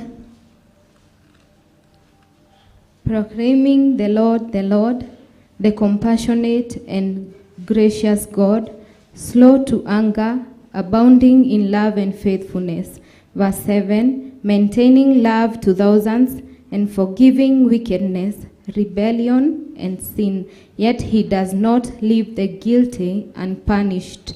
He punishes the children and their children for their sins of their parents to the third and fourth generation. Thank you so much. Usikae chini, tutatupeleka hapo the qualities of our God. Bwana Yesu asifiwe. Kwa sababu inatuelezea who is God na vile alivyo. Bwana Yesu asifiwe. mstari wa 6 inasema nini? Soma polepole. The Lord. The Lord, the Lord. The compassionate. The compassionate. So our God is compassionate. Bwana Yesu asifiwe. Haya, number 2. And gracious God. He is a very gracious God. Bwana Yesu asifiwe. Unashika hiyo maneno ya Mungu wetu? Ndio sababu wale wanasema Mungu hawezi niumba alafu anichome, ujue Mungu atakuchoma. Na uende uhubirie wengine. Mungu kuna that lake of fire ambayo itachoma watu. Watu waache kuhubiri uongo. Let's continue. Slow to anger. Slow to anger. Imagine Mungu wetu hakasirikangi haraka. Bwana Yesu asifiwe. Mungu wetu hakasiriki haraka. Na kwa hivyo kama wewe hukasirika haraka, ujiulize kama mnafanana na Mungu. Uamue kuacha hiyo kukasirika from today. Bwana Yesu asifiwe. Kwa sababu Mungu wetu hakasiriki haraka.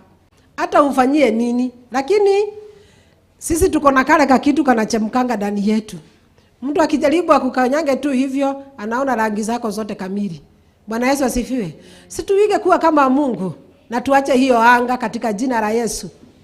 Amen. Our God is slow to anger. Hakasiriki haraka.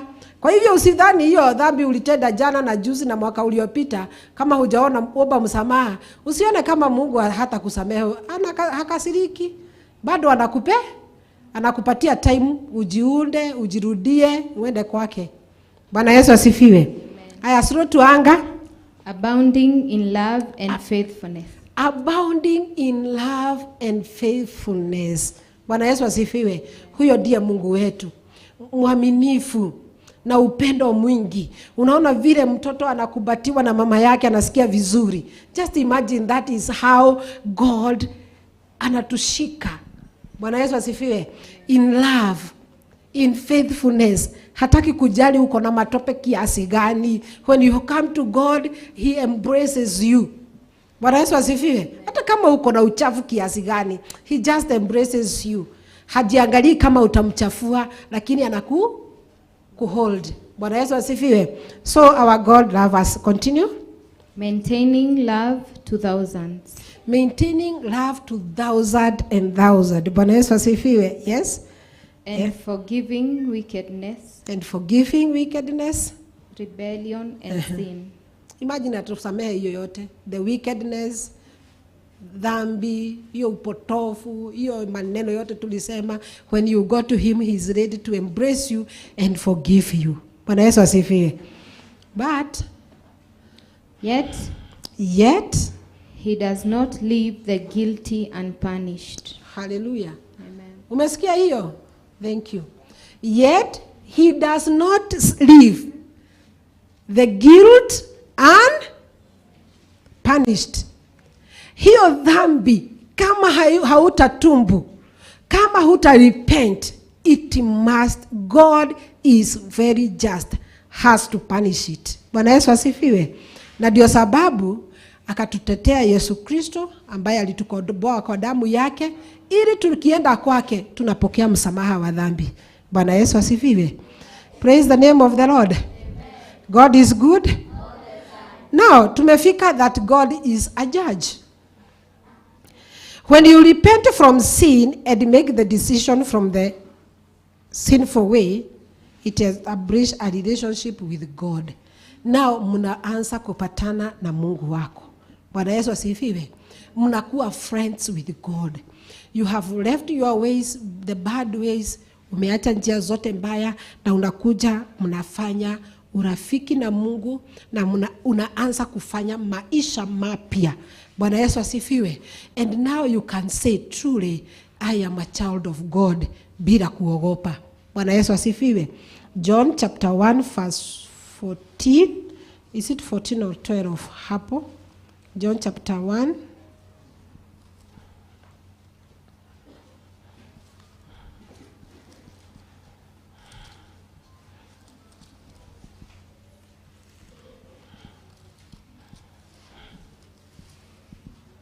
John chapter 1 verse 12. Read 12 and 13. John chapter 1, verse 12. Yet to all who did receive him, to those who believed in his name, he gave the right to become children of God. Verse 13. Children born not of natural descent, nor of human decision, or of husband's will, but born of God. Amen. Bwana Yesu asifiwe. Now, Yesu alikuja kwa ajili ya walio wake. Then walio wake wakamkataa. Bwana Yesu asifiwe. Lakini wale wote waliomkubali wamepewa uwezo wa kuitwa wana wa Mungu. Bwana Yesu asifiwe. So hii ni kitu wewe mwenyewe unaweza jifanyia assessment na ujiulize, je, mimi ni mwana wa Mungu? Haleluya. Na ukubuke, if you say no, kama huja qualify hapa, ni kumaanisha wewe ni mwana wa yule mwingine. Huyo mwingine ni nani? Tusimstaje kwa sababu sisi sio wake, si ndio? Bwana Yesu asifiwe. Ikiwa wewe ukijihoji na hiyo fast, ujiulize, je, mimi ni mwana wa Mungu? Kaa ndani ujiulize na ujijibu hiyo swali, because I usually say this. There are 3 people you cannot lie. Kuna watu watatu hauwezi danganya. One is you yourself. Hauwezi danganya. Hauwezi sema nimeokoka na hujaokoka. Hauwezi sema wewe ni wa Mungu na unajua si wa Mungu. Bwana Yesu asifiwe. So kuna watu wewe huwezi danganya. You know whether wewe ni mzuri, umelipenda ama hujalipenda, hiyo kitu iko ndani yako, you know. You are able to feel it from your heart. Number 2, you can't cheat God. Bwana Yesu asifiwe. The Bible says he searches our heart. Anachunguza mioyo yetu. God huwezi mdanganya. Bwana Yesu asifiwe. Tena hata shetani huwezi mdanganya ati wewe si wake. Bwana Yesu asifiwe. Ati umwambie unajua wewe mimi sio wako, na anajua vizuri, you have my credit. Wewe ni wangu. Bwana Yesu asifiwe. Huwezi mdanganya.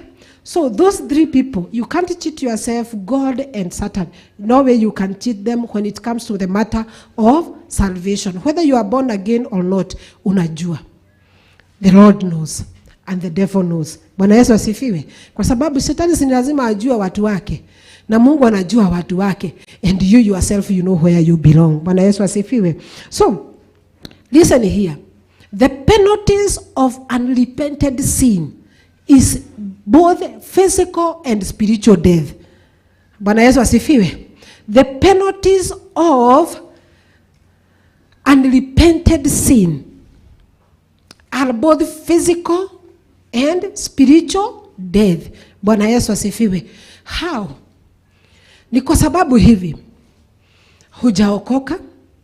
Kuna watu wengi sana ambao the physical death yao ama kufa kwao kumepatikana out of immorality, out of bad company, out of involving themselves in drugs na tabia zingine mbaya. Bwana Yesu asifiwe. Wakakosa kufikia miaka yao. Wakakosa kutimia miaka yao ambayo Mungu amewapatia hapa duniani, haikukamilika kwa sababu huyu jamaa alijiharibu na madawa ya kulevya, pombe. So mwili hauna nguvu, so that person end up to die. Wengine walijihusisha na sexual relationships vibaya, wakapata magonjwa, wakakufa. Bwana Yesu asifiwe. Wengine wakawa in bad companies, katika hali hile wakafanyiwa ajali, wakakufa. It was not out of God's will, but because of sin. The sin that they failed to repent, they die when their time is not yet. Bwana Yesu asifiwe. So it is both physical and spiritual death. How is spiritual death? The wages of sin is death. It is the eternal death. Kifo cha milele. Bwana Yesu asifiwe. You will never celebrate together with the others in the throne together with our Lord Jesus Christ. So ni kumaanisha ya kwamba wewe hauna ule uzima wa milele. Bwana Yesu asifiwe. So it is both physical and spiritual. 2 Corinthians 5:21. 1 Corinthians 5:21. 21.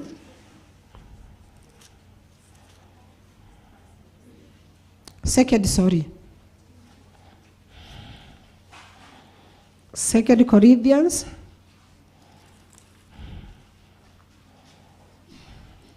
2 Corinthians 5 verse 1.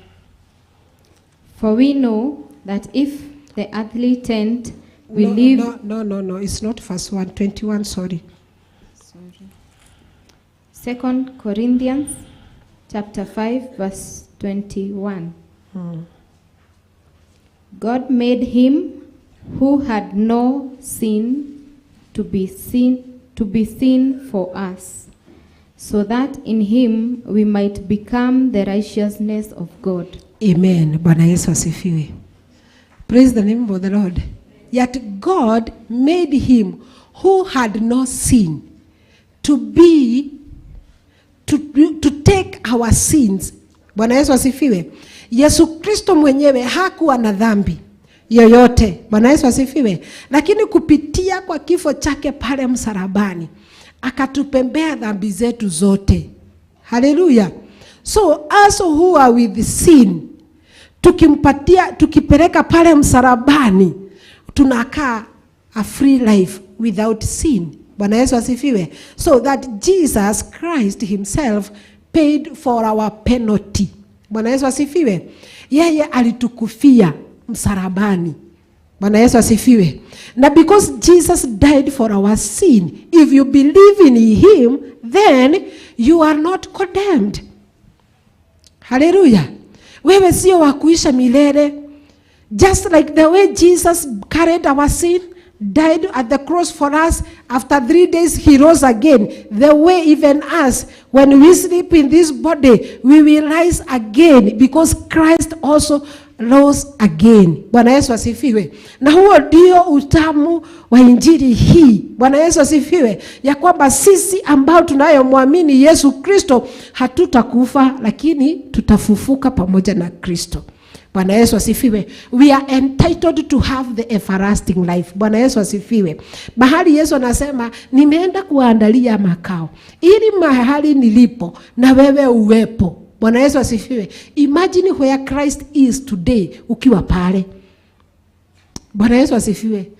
Unapiga hiyo picha ya kwamba where Christ is, wewe uko na potential ya kukaa hapo, if at all you believe in Jesus Christ. Hiyo kitu kidogo tu kuamini. Hallelujah. You believe in Jesus Christ. You give him you give Christ. Umwende umpelekee dhambi zako zote. You become a free person ambaye hana dhambi. He carries them for you. Then where he is today, at the throne of God, hapo alipo, na wewe ukae mahali pale pamoja na yeye, pamoja na yeye. Bwana Yesu asifiwe. Si Mungu wetu ni wa ajabu. Bwana Yesu asifiwe. Watu wale tunapenda hii injili, tunaposikia maneno kama haya, tunasikia kukaa kwa Yesu milele. Bwana Yesu asifiwe.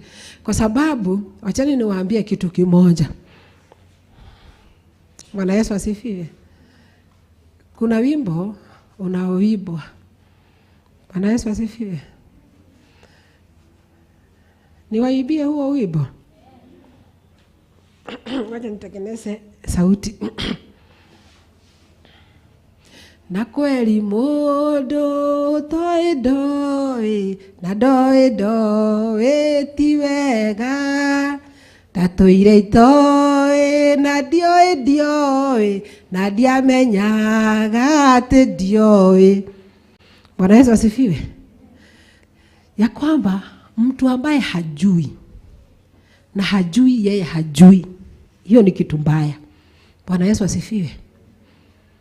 Na muimbaji wa wimbo anasema, sio mimi, ni muimbaji wa wimbo, anasema alikuwa anaishi maisha ya kutojua, lakini hakuwa anajua hajui. Bwana Yesu asifiwe. Na hiyo maisha ni hatari. Praise the name of the Lord. Unaweza kuwa umekaa ukisema na nimeokoka, na uko na confidence nimeokoka, but saa hii umejua ya kwamba hiyo kuokoka hata sikuwa na kuelewa vizuri. Bwana Yesu asifiwe. Sikuwa najua connection ya huyu Yesu na wokovu zinakujianga wapi. Bwana Yesu asifiwe. But today you have known. Bwana Yesu asifiwe. And you have the scriptures with you and many others that will help you to understand God. Bwana Yesu asifiwe. And therefore we can say, sasa sisi hatuko kama huyo aliyeiba hivyo kwa sababu tumejua sasa. Bwana Yesu asifiwe. Umepata kujua hiyo mambo? Haya, nipungie mkono hivi katika jina la Yesu.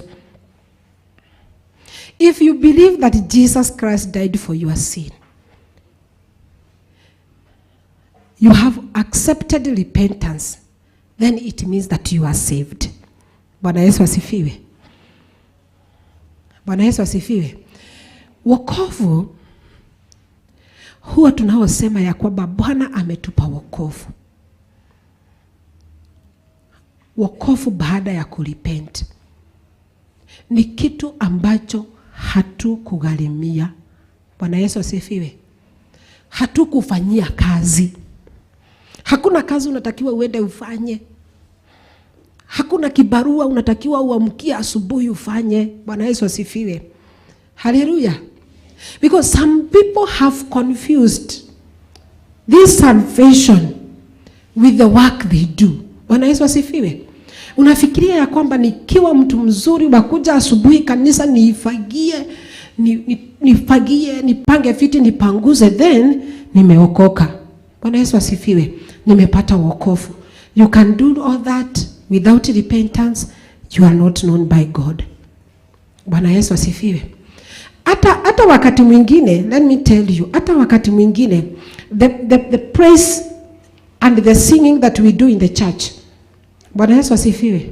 Ningependa ushike hii vizuri. You might do that out of the talent that you have. Bwana Yesu asifiwe.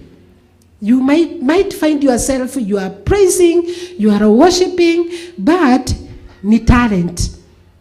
Kwa hivyo ukikuta wimbo ingine ya upande ule mwingine ikiibwa mahali na uone kuna giza, hata hiyo utaitoa vizuri. Si ni ukweli? Hamjasikia waibaji waliokuwa wanaiba gospel music vizuri zinatubariki na wamehamia ulimwengu ule mwingine? Si wako? Si ndio? You want to tell me then when they were singing they were really saved? Hakuna kitu Roho Mtakatifu awaambii mlienda njia mbaya. Bwana Yesu asifiwe.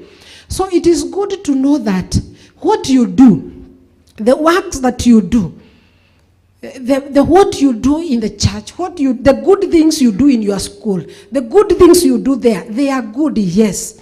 And it is very good, but it doesn't mean you are saved. Bwana Yesu asifiwe.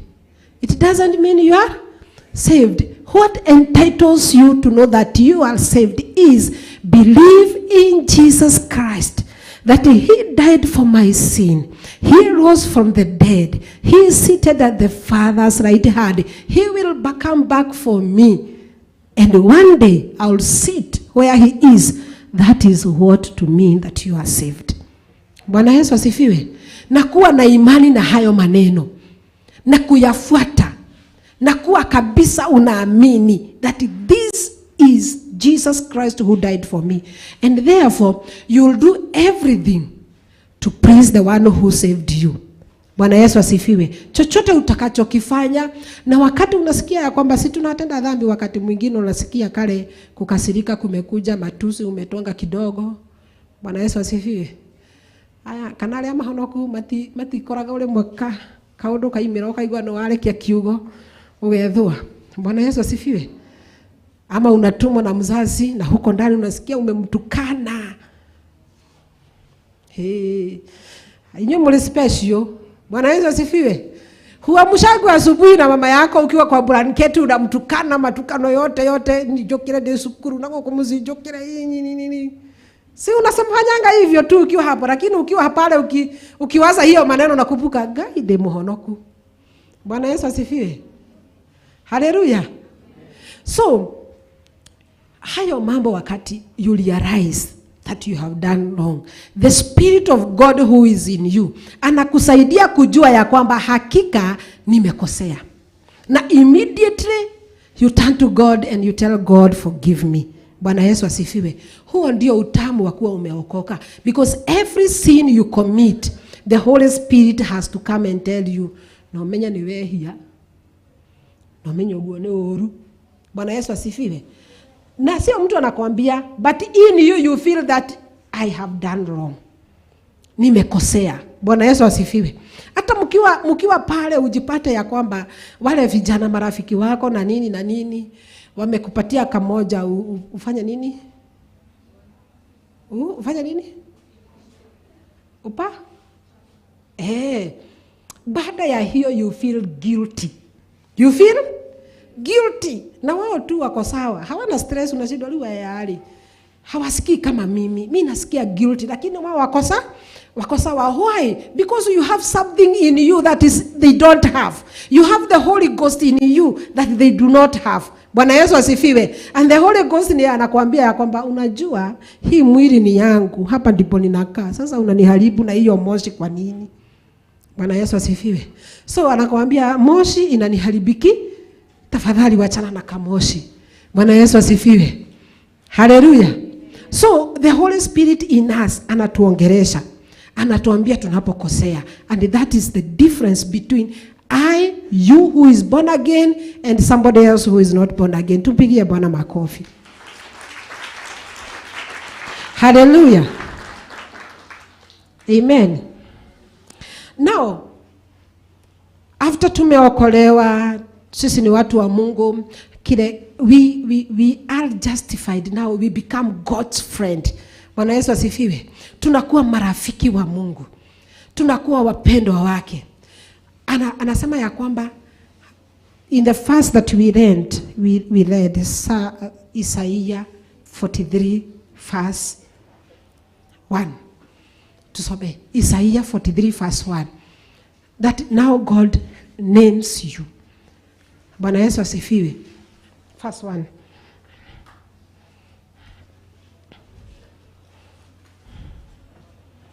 Isaiah 43 verse 1. But now, this is what the Lord says. He who created you, Jacob, he who formed you, Israel, do not fear, for I have redeemed you. I have summoned you by name. You are mine. Amen. Bwana Yesu asifiwe. Praise the name of the Lord. Kaimukomire. Mwathani agoco. Aria mekuria thutha. Tugeithania iciarera-ini. Mwathani agoco. Nafurahi kwa sababu watu wanajua mahali nyuma imefika. Naona aria me thutha no mareko. Aya ange me haha mbere ni maramenya me mbere. Bwana Yesu asifiwe. Praise the name of the Lord. God is speaking to Jacob, the Israel, the chosen nation. Bwana Yesu asifiwe. And you are a chosen one. Bwana Yesu asifiwe. The believers, we are a chosen nation. Bwana Yesu asifiwe. So he is talking to us.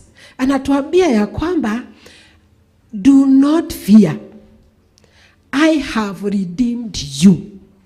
I have named you. Bwana Yesu asifiwe. So when you accept the Lord Jesus Christ, we have nothing to worry about. We have nothing to fear because we have God in us. Bwana Yesu asifiwe. He lives in us and us in him. We are one. Bwana Yesu asifiwe. So tukiwa na Mungu, we do not have to fear many things kwa sababu what you do unamjulisha Mungu. Bwana Yesu asifiwe. Ni shida uko nayo unamjulisha. Bwana Yesu asifiwe. Huo ndio utamu wa kuwa mwana wa Mungu. Bwana Yesu asifiwe. Just imagine the John chapter 1 verse 13 na 14, 12 na 13. Vile tulisoma ya kwamba he gave them the authority, the power to be called the children of God. Imagine wewe ukiitwa mwana wa Mungu. Bwana Yesu asifiwe. Mwana wa Mungu who does all great miracles. Bwana Yesu asifiwe. Huyo Mungu aliyesimamisha jua kwa sababu ya Joshua apigane vita, akamwambia mtoto wangu wacha jua lisimame, pigana vita. Bwana Yesu asifiwe. Huyo Mungu aliye sababisha, alicause the Red Sea to separate, ikatengeneza a dry way, barabara. Wanafunzi, watoto wake wa Israeli wakapitia hapo katikati. He is the same God that is your father today. You who believe. Bwana Yesu asifiwe. You who believe that same God is my father. Then you keep worrying about the school fees. Ask the father. Bwana Yesu asifiwe. Those who are finished college, they are looking for a job. Unakaa ukisumbuka. Ask the father. Bwana Yesu asifiwe. Hallelujah. Sisi ambao tumemjua Kristo tuna mahali pa kukimbilia. We are not like the others who do not have the father. Bwana Yesu asifiwe. Look at the story of the prodigal son. Wakati huyu mmoja aliamua kuacha baba yake na kupewa mali yake, alienda huko akajifinjari, akafurahia. What happened? For a few minutes, few days, few months, few years, akawa hana chochote. Bwana Yesu asifiwe. Na hivyo ndivyo ulimwengu ulipo. Ukiamua kufuata ulimwengu, baada ya miaka 10, miaka 5, wewe hauko, unakaa ovyo ovyo. Bwana Yesu asifiwe. Kwa sababu ulimwengu hauna kitu kizuri. Hallelujah. Utakumaliza. But when you turn to God our Father, look at the son who was left at home. He was still sober, good looking, he owned everything. Lakini huyu mwingine amekuja na matabara. Amekuja akiwa na njaa. Anakula pamoja na nguruwe. Until he called himself back. Bwana Yesu asifiwe. And our God is still waiting for us. Akichungulia katika dirisha like this father. Anaangalia tu. Bwana Yesu asifiwe. Aone huyu mtoto wangu niliyemfia msalabani atanikubali, atarudi, atatoka kwa maisha ya dunia anikujie. He's just looking, waiting for you to come and he embrace you. Bwana Yesu asifiwe. Revelation 3:20 inasema, tazama nasimama mlangoni. Just like this man who was sitting looking through the window all the years waiting to see his son come back. Revelation 3:20 inasema, tazama nasimama mlangoni. Nabisha, na mtu akifungua, akisikia na kufungua mlango, nitaingia nikae na nikule na nikunywe pamoja na yeye. Bwana Yesu asifiwe. Just imagine the Lord is at the door of your heart. Sikiliza moyo wako kama kuna kamlango kanagonga hivyo. Sikiliza tu usikie kama the Lord is there knocking. And he's knocking at the door. Now he's standing there waiting for you to open. And he gets in and fill in that gap. And he owns you. You become his and you become the Lord's. Bwana Yesu asifiwe. And he assure you of the salvation. Whoever believes me will be saved. Bwana Yesu asifiwe. Now, out of all that, let's look the last verse at John 6:47. That is the last verse we are reading. John 6:47.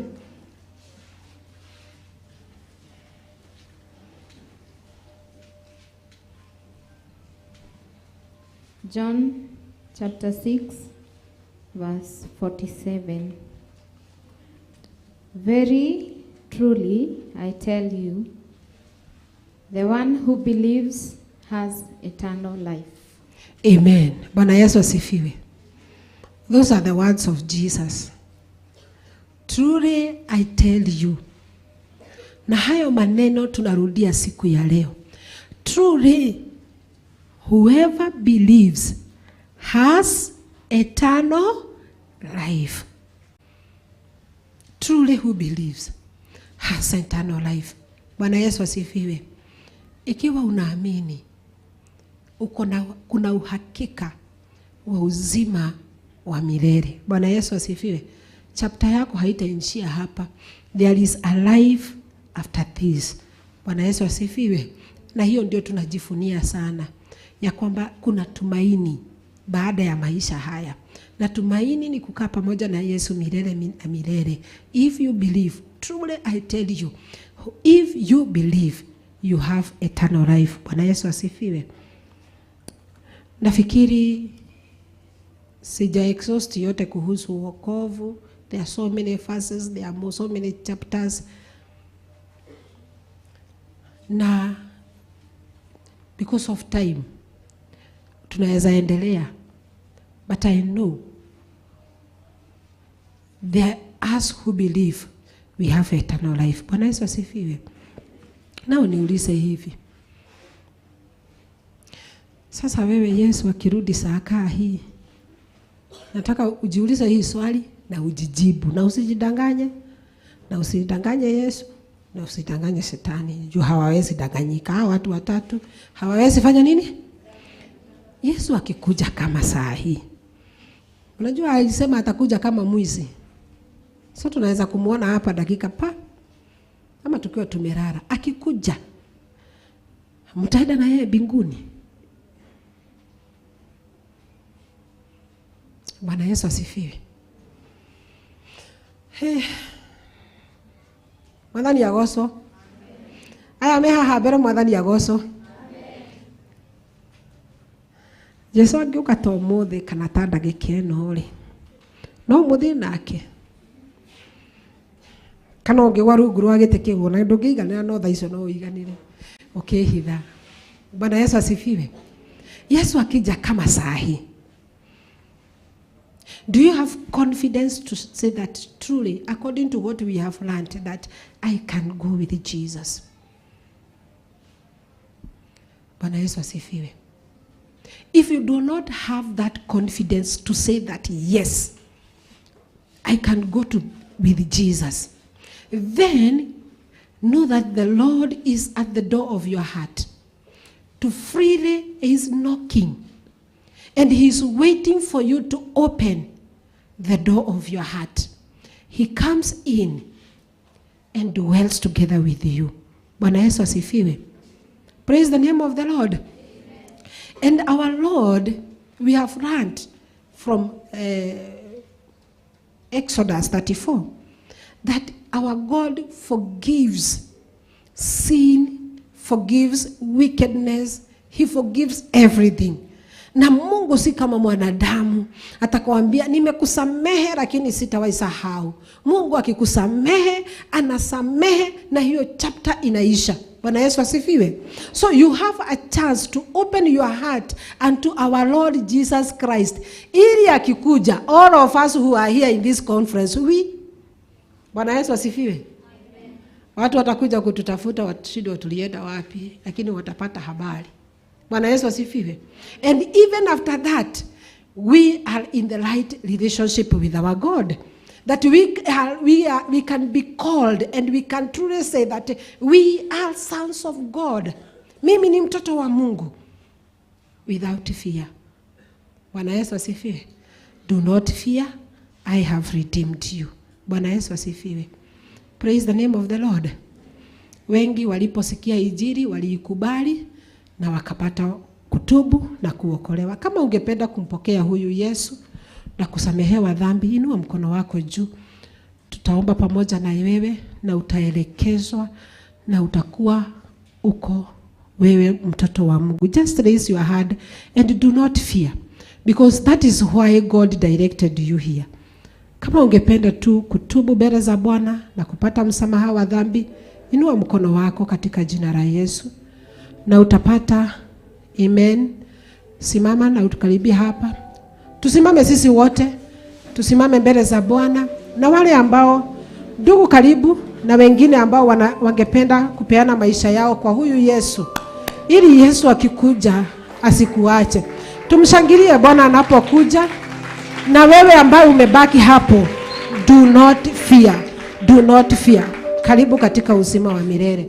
Na wewe mwingine uko hapo, do not fear. Usiangalie huyo jirani yako, usiangalie marafiki wako. They will take you nowhere, but Christ will take you to where he is. Jesus Christ will give you the eternal life in Jesus name. Bwana Yesu asifiwe. Kama kama uko mahali pale, usiogope. Do not fear. Do not fear. Wacha hii conference ikubadilishe, na ibadilishe maisha yako, na ibadilishe mienendo yako. Bwana Yesu asifiwe. As we continue, ningependa tu tupate nafasi. Kama kuna mwingine tu, usiogope. Kuja tu hapa mbele, usiogope lolote. The salvation is free. Hakuna kitu unaitishwa. Ni wewe tu kukubali Yesu Kristo na uende na mienendo inayompasa yule ambaye ameokoka katika jina la Yesu. Na uwe umeahidiwa uzima wa milele. Bwana Yesu asifiwe. Thank you. Usijali, wewe si mdogo. Mungu ako na uwezo wa kukuokoa katika jina la Yesu. Kama kuna mwingine mahali pale, usiogope kuja hapa mbele. Bwana Yesu asifiwe. Praise the name of the Lord. Welcome. Tumpigie Bwana makofi. Tumpigie Bwana makofi. Na usikubali kuachwa hapo. This is the day that the Lord has made for you to transform your life, to give you a new chapter in your life. Bwana Yesu asifiwe. Ako hapa akupatie maisha mapya. Akuundie muundo mpya. Akubadilishe.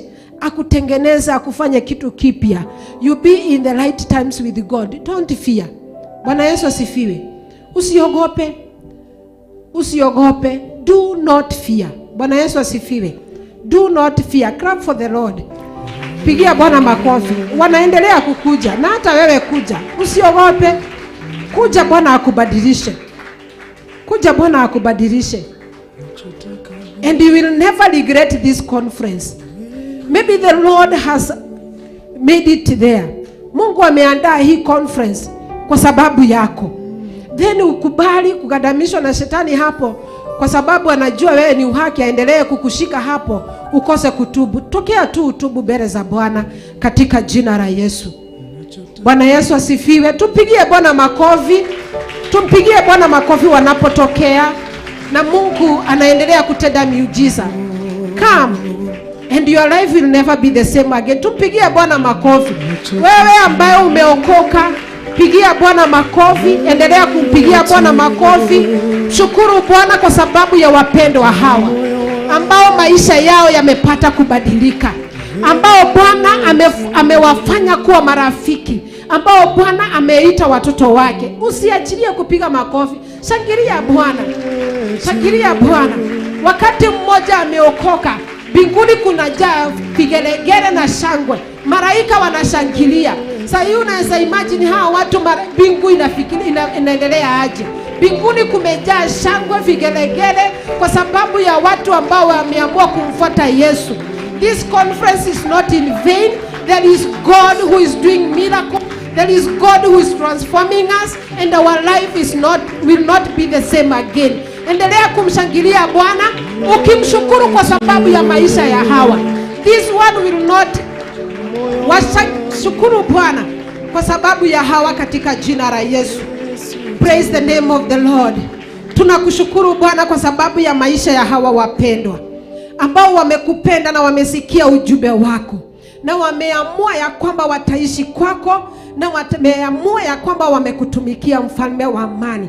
Ninaamini ya kwamba kabla hawajatokea hapa mbele, wali make decision in their mind to follow you Christ, and they have opened their heart to you, oh God, that you may get in and rule together with them, and you reign together with them, Bwana. Na wapeana mikononi mwako. You know each one of them by name, oh God, by where he come from, oh God, what the desires of their heart, oh God, you know them all, oh God. I'm praying that, Lord, you may come in, oh Father, and you fill the gap of their heart with thy salvation, oh Father, and the Holy Spirit in them, oh Father, that they may live for you. They live in you. They continue to glorify you, oh Father. All this is for thy glory, oh God.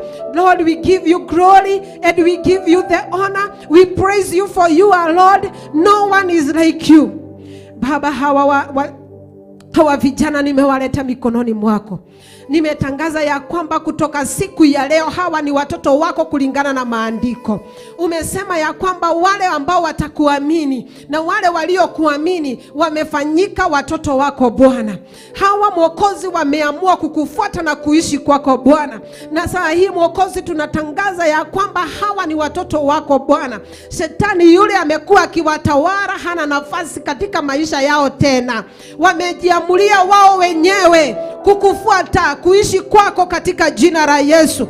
Ninaomba Bwana ukaweze kuamulikia Bwana, ukaweze kuwaongoza, ukaweze kunena na wao katika jina la Yesu. Waongoze kila siku ya kuishi kwao. Kila siku Mwokozi, mfalme wa amani, nena pamoja nao.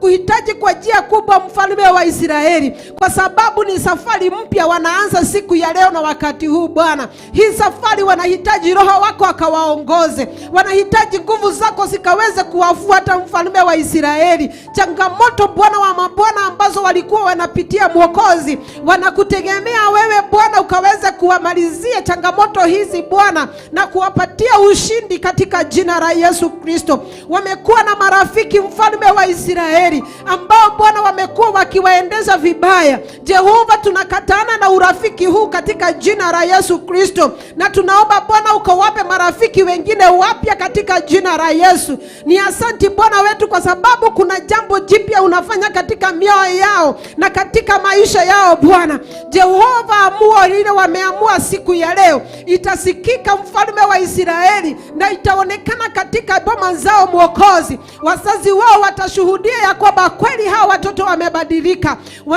Mapastors wao watasema na kweli watoto hawa wamebadilika. Jehova, weka vipawa zako ndani yao Mwokozi, wakaweze kukutukuza mfalme wa Israeli kulingana na karama zako, mfalme uliyetukuka, kwa sababu wewe ni Bwana. Mwokozi, tunakushukuru, tunasema ni asanti, mwenye nguvu na uwezo na mamlaka, wewe uliyetukuka, mwenye nguvu na uwezo na mamlaka. Na ni katika jina la mwanao Yesu Kristo tunaomba na kushukuru. Semeni amen. Semeni Bwana Yesu.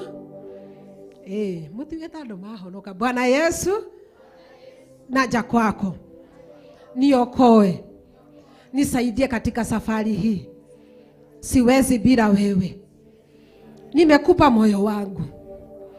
Ingia ndani yangu. Mahali nahitaji usaidizi nisaidie.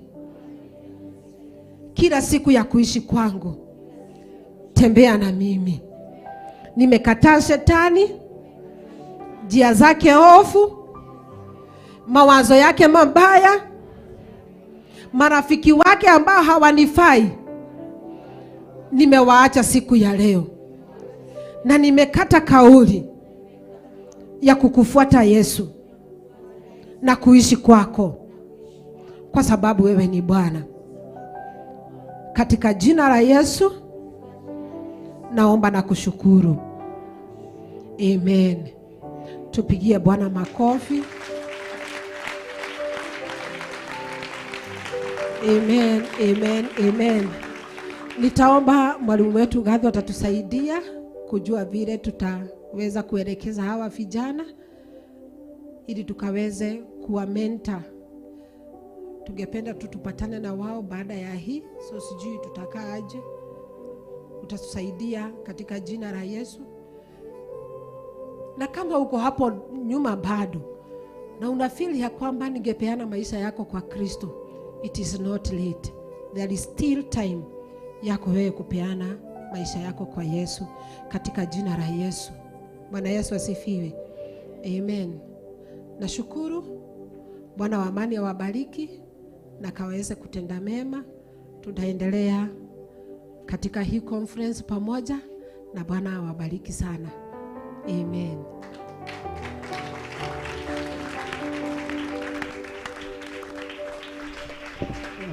Ningetaka Pastor Karo uwaongoze tuende kwa ile tent pale nje, au ameokoka, ili tuweze kujuana pale nje. Ningetaka tu ufuate Pastor, muende pale nje. Pastor Kadi huyu mfuate, tuende pale nje. Wale wameokoka tuende, tuwe na nafasi.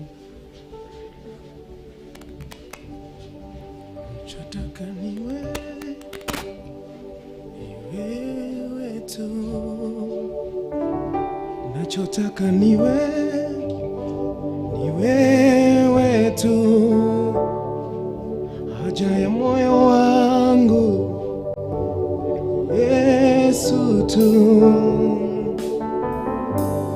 haja ya moyo wangu Yesu tu.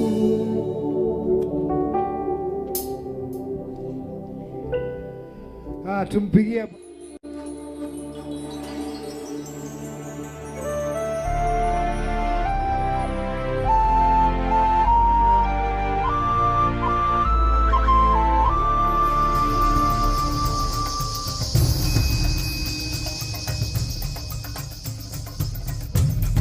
Theophilus TV, murata wa Ngai.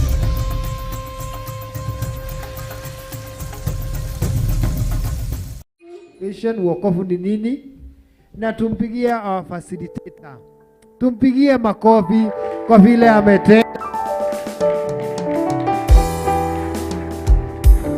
ametenda, ametuambia, ametufundisha na kila mtu amesikia. Na hili neno huwezi ukasema hukufanya nini? Ukusikia. Umelisikia, na kama kuna swali yoyote hukujua ya wokovu, salvation, this is the right time to ask. Uko na swali, unaweza sema mimi mahali fulani si kuelewa. Wengine walikuwa wanalala, wengine walikuwa wanasinzia. Kama mtu ako na swali, have any question? Kama hamuna maswali, mimi nitauliza. Jua sasa nitauliza, nijue nani walikuwa kwa darasa na nani hawakuwa kwa. I'll give that chance to our reverend. Najua anakuaga mzuri sana kwa maswali. Haya. Sasa ningetaka kuuliza swali moja. Na mimi sitauliza kama nimesimama. Si mnajua mwalimu kazi yake, anaulizaga swali akitembea kwa darasa, na yule ataagukiwa anaagukiwa, si ni kweli? Kwa hivyo sasa, kama hutaki kuagukiwa, wewe fanya nini? Wewe inama, maana nitakuuliza na utajibu. Na niko nyingine hapa. Kwa hivyo swali ya kwanza, tumeambiwa about salvation, na tukaambiwa the first step of salvation is, first step of salvation. Aya, niwe nataka utuambie, tumeambiwa the first step ili mtu kupokea wokovu ni nini? Aya, huyu anaonekana ameogopa. Haya, the first step of salvation. Aya, sema kwa nguvu. Repentance. Anasema repentance amepata. Haya, that's very good. Tunaendelea. Mimi tunaendelea tu. When you get saved, you are filled with. When you get saved, you are filled with.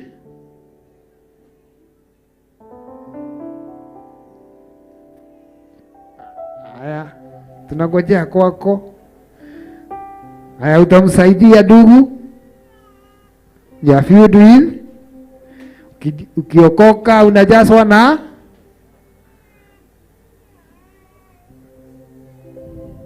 Ukiokoka unajazwa na Roho Mtakatifu. Mpigieni makofi. Amewasaidia vizuri. Tumeambiwa kitu kingine, tukaambiwa wokovu. We are told who can get saved? Who can get saved? Haya kijana, who can get saved? Nani anaweza okoka? Kila mtu. Amesema kila mtu, mpigieni makofi. Naendelea tu na maswali, tunaulizana maswali. Tumeambiwa kitu kingine.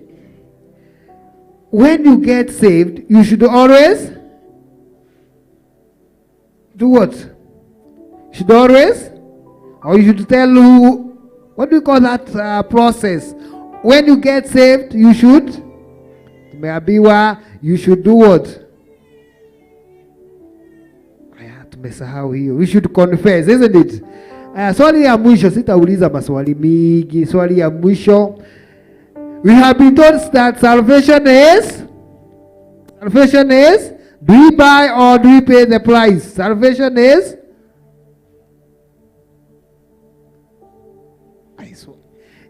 wokovu ni Free. sema kwa nguvu. Free. Wokovu is free. So salvation is free, and therefore anybody can become saved. So after that we have been told that you get the Holy Spirit. Sasa yeye ndiye anakufanyia kazi, na ndio Yesu alisema it is finished. Ndio maana alisema hivyo, it is finished. Na akasema Roho Mtakatifu atafanya nini? Kuja. Ndio maana kila mtu anatakiwa kuwa na Roho Mtakatifu. So when you get saved, I would like to use a very simple example here. A simple game. Can I have the 6 representatives if they are here? Kama wako wote hapa. No, yes, the 6 kama wako. The 6 representatives akuje tafadhali. Ningetaka tucheze na wao simple game.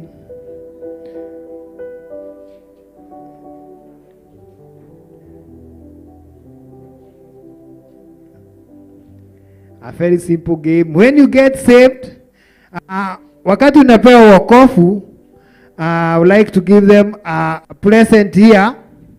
Kitu kidogo nitawapatia. Okay.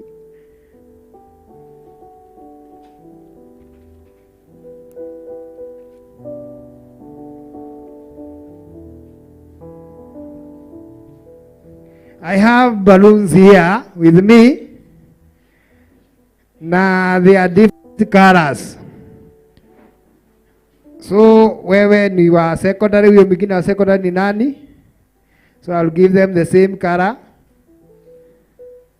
I have another one for our senior youth. Patia mwenzako. And I have for the other group, blue and blue.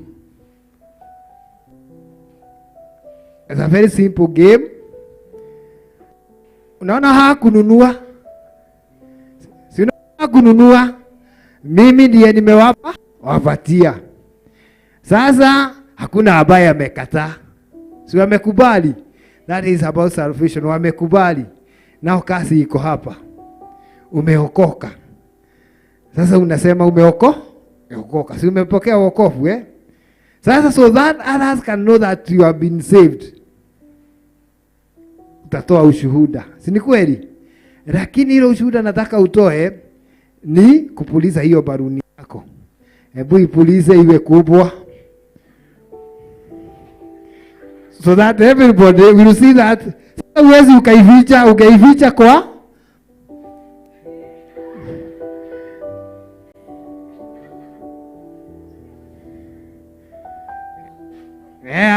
ijae kabisa. Hiyo ndio wokovu sasa. Kila mtu anaona. Sasa nataka uivuke vizuri vile wewe utajua utaivuka vizuri. Haya. That. Sasa kila mtu amejua umeokoka. Na kuna shetani amejua umefanya nini? Umeokoka. Na shetani naye atakufuata akitaka kukurudisha nyuma. Sasa nataka mfanye hivi Kila mtu ameokoka lakini utakuwa shetani ya mwingine. Sasa itakuwa vita. Kila mtu nitampatia a toothpick. Shika. Listen to the instructions.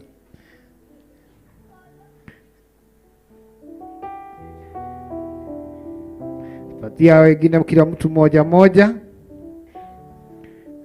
Nani hana? Should have a toothpick. Sasa hiyo balloon ni kuinua juu, uinue juu hivi. We protect.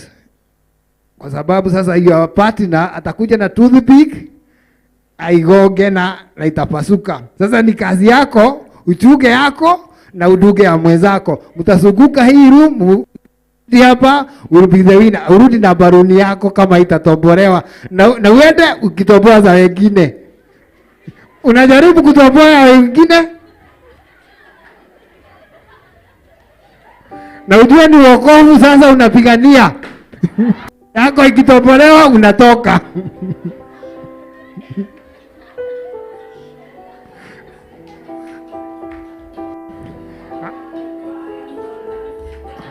Haya, unaficha yako ikitobolewa unatoka.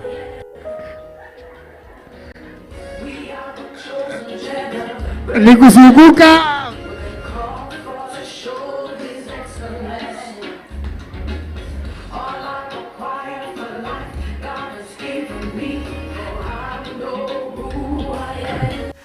We must have a winner. What he says I am, where he says I'm at. I know who I am, I know who God says I am. What he says I am. Haya, bado wanang'ang'ana pale. I know who I am. I'm working in power, I'm working miracles. I live a life of favor. For I know who I am. Haya, nikuzunguka mpaka hapa.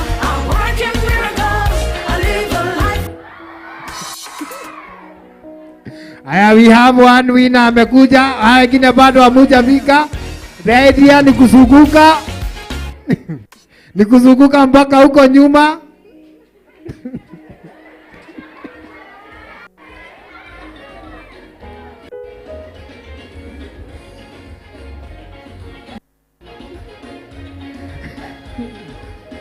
Uweze winner bado.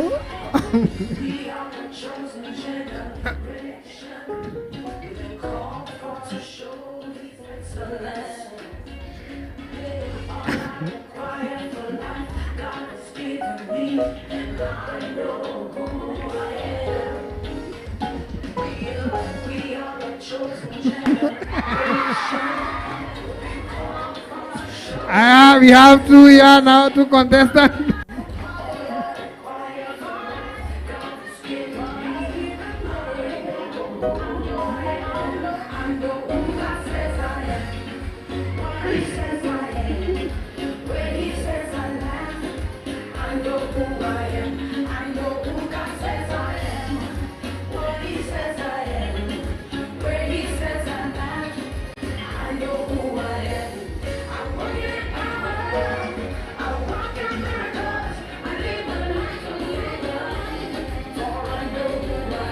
Haya, tunagojea tuone nani atashinda.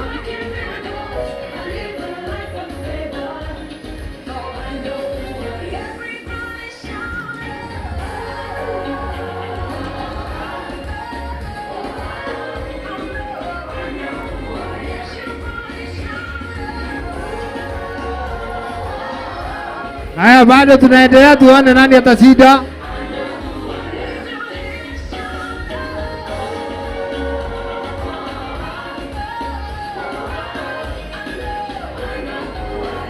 Haya, we can say that we have a draw. Inaonekana hawa wamelemewa, tumeshindwa. Nani tutaamua namna gani? So what is the point? Once you get saved, it is not easy. Si mnaona hivyo? Kuna ile vita inaingia kwa maisha ya mtu. Lazima sasa ung'ang'ane. Si unaona vile wanaung'ang'ania? Na unaona wengine vile wamesikia vibaya wakati yao imefanya nini? You feel bad when you backslide and you feel guilty. Ndio maana unaona hawakufurahia wakati wanaenda kuke. Si ni kweli? Kuna mtu ambaye amefurahi wakati yake imetobolewa? Hakuna. So the point is here that salvation is for everybody, is a gift, but you have to work for it. Tuko pamoja? You have to work for it. Once you get saved, usiseme ati nimeokoka, uwe tu unaenda hivyo. Hapana. Ni kitu umepewa na watu watakuwa wakiona. Na wengine watakuwa na wivu, wafanye nini? Kutoboa hiyo kitu. So we have come to the end of this session. Hii ya jioni. Ketini, wapigieni makofi hao wame. And that is the way it is in heaven. Wakati mtu ameokoka, amepigana vita na ameshinda, huwa anapigiwa makofi akifika wapi? Mbinguni. So we have come to the end of this session, salvation, but we have just been introduced to the topic of the Holy Spirit. Tuko pamoja? Tunaendelea na hiyo ya Holy Spirit another time, tujue kazi yake kwa binadamu. Wakati anaingia sasa, atafanya kazi gani kwa maisha yako? So we'll continue with that one. But after this, we will have a break. Ili tu tuongee kidogo pale nje. Then after that, we'll have our supper. And then we'll come here for the prayers za jioni. Tuweze kufuga siku ya leo. But I've been advised by our apostle Ruben, kuna wale si kuongea na wao kidogo, lakini hiyo tutaongea baadaye. Bishop, sijui kama uko na jambo. So with that, we are going to pray for supper. Lakini kwanza tutaongea pale kidogo, isn't it? I say that you socialize, you know, ujue na marafiki, na kesho tutakuwa na zawadi. Yule ataweza kuname 20 people. Tulisema leo ni 5, kesho ni 20. Tutaenda tukiongeza 10 sasa. Kwa hivyo nikikuita kesho uweze kuname 20, there will be a present. So ningetaka mtu mmoja akuje atuombee juu ya supper ili tuende tuweze kuongea pale nje. Mtu mmoja ajitolee.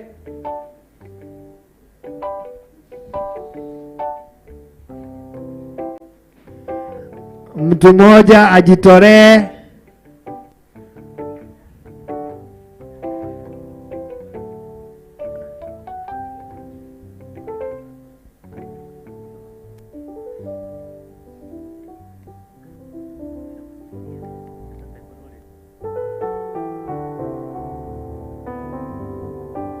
Nimeambiwa juu tuna muziki pale, mwana muziki wetu, mwana guitarist, na kona haja sana watu wa dance,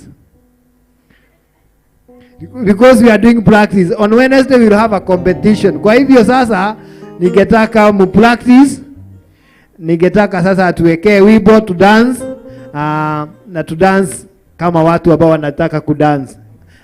So you are welcome wimbo. Kuna DJ?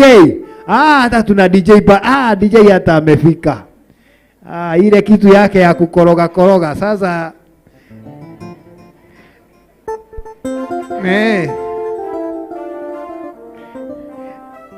sasa ningetaka usimame ujitayarishe kudance.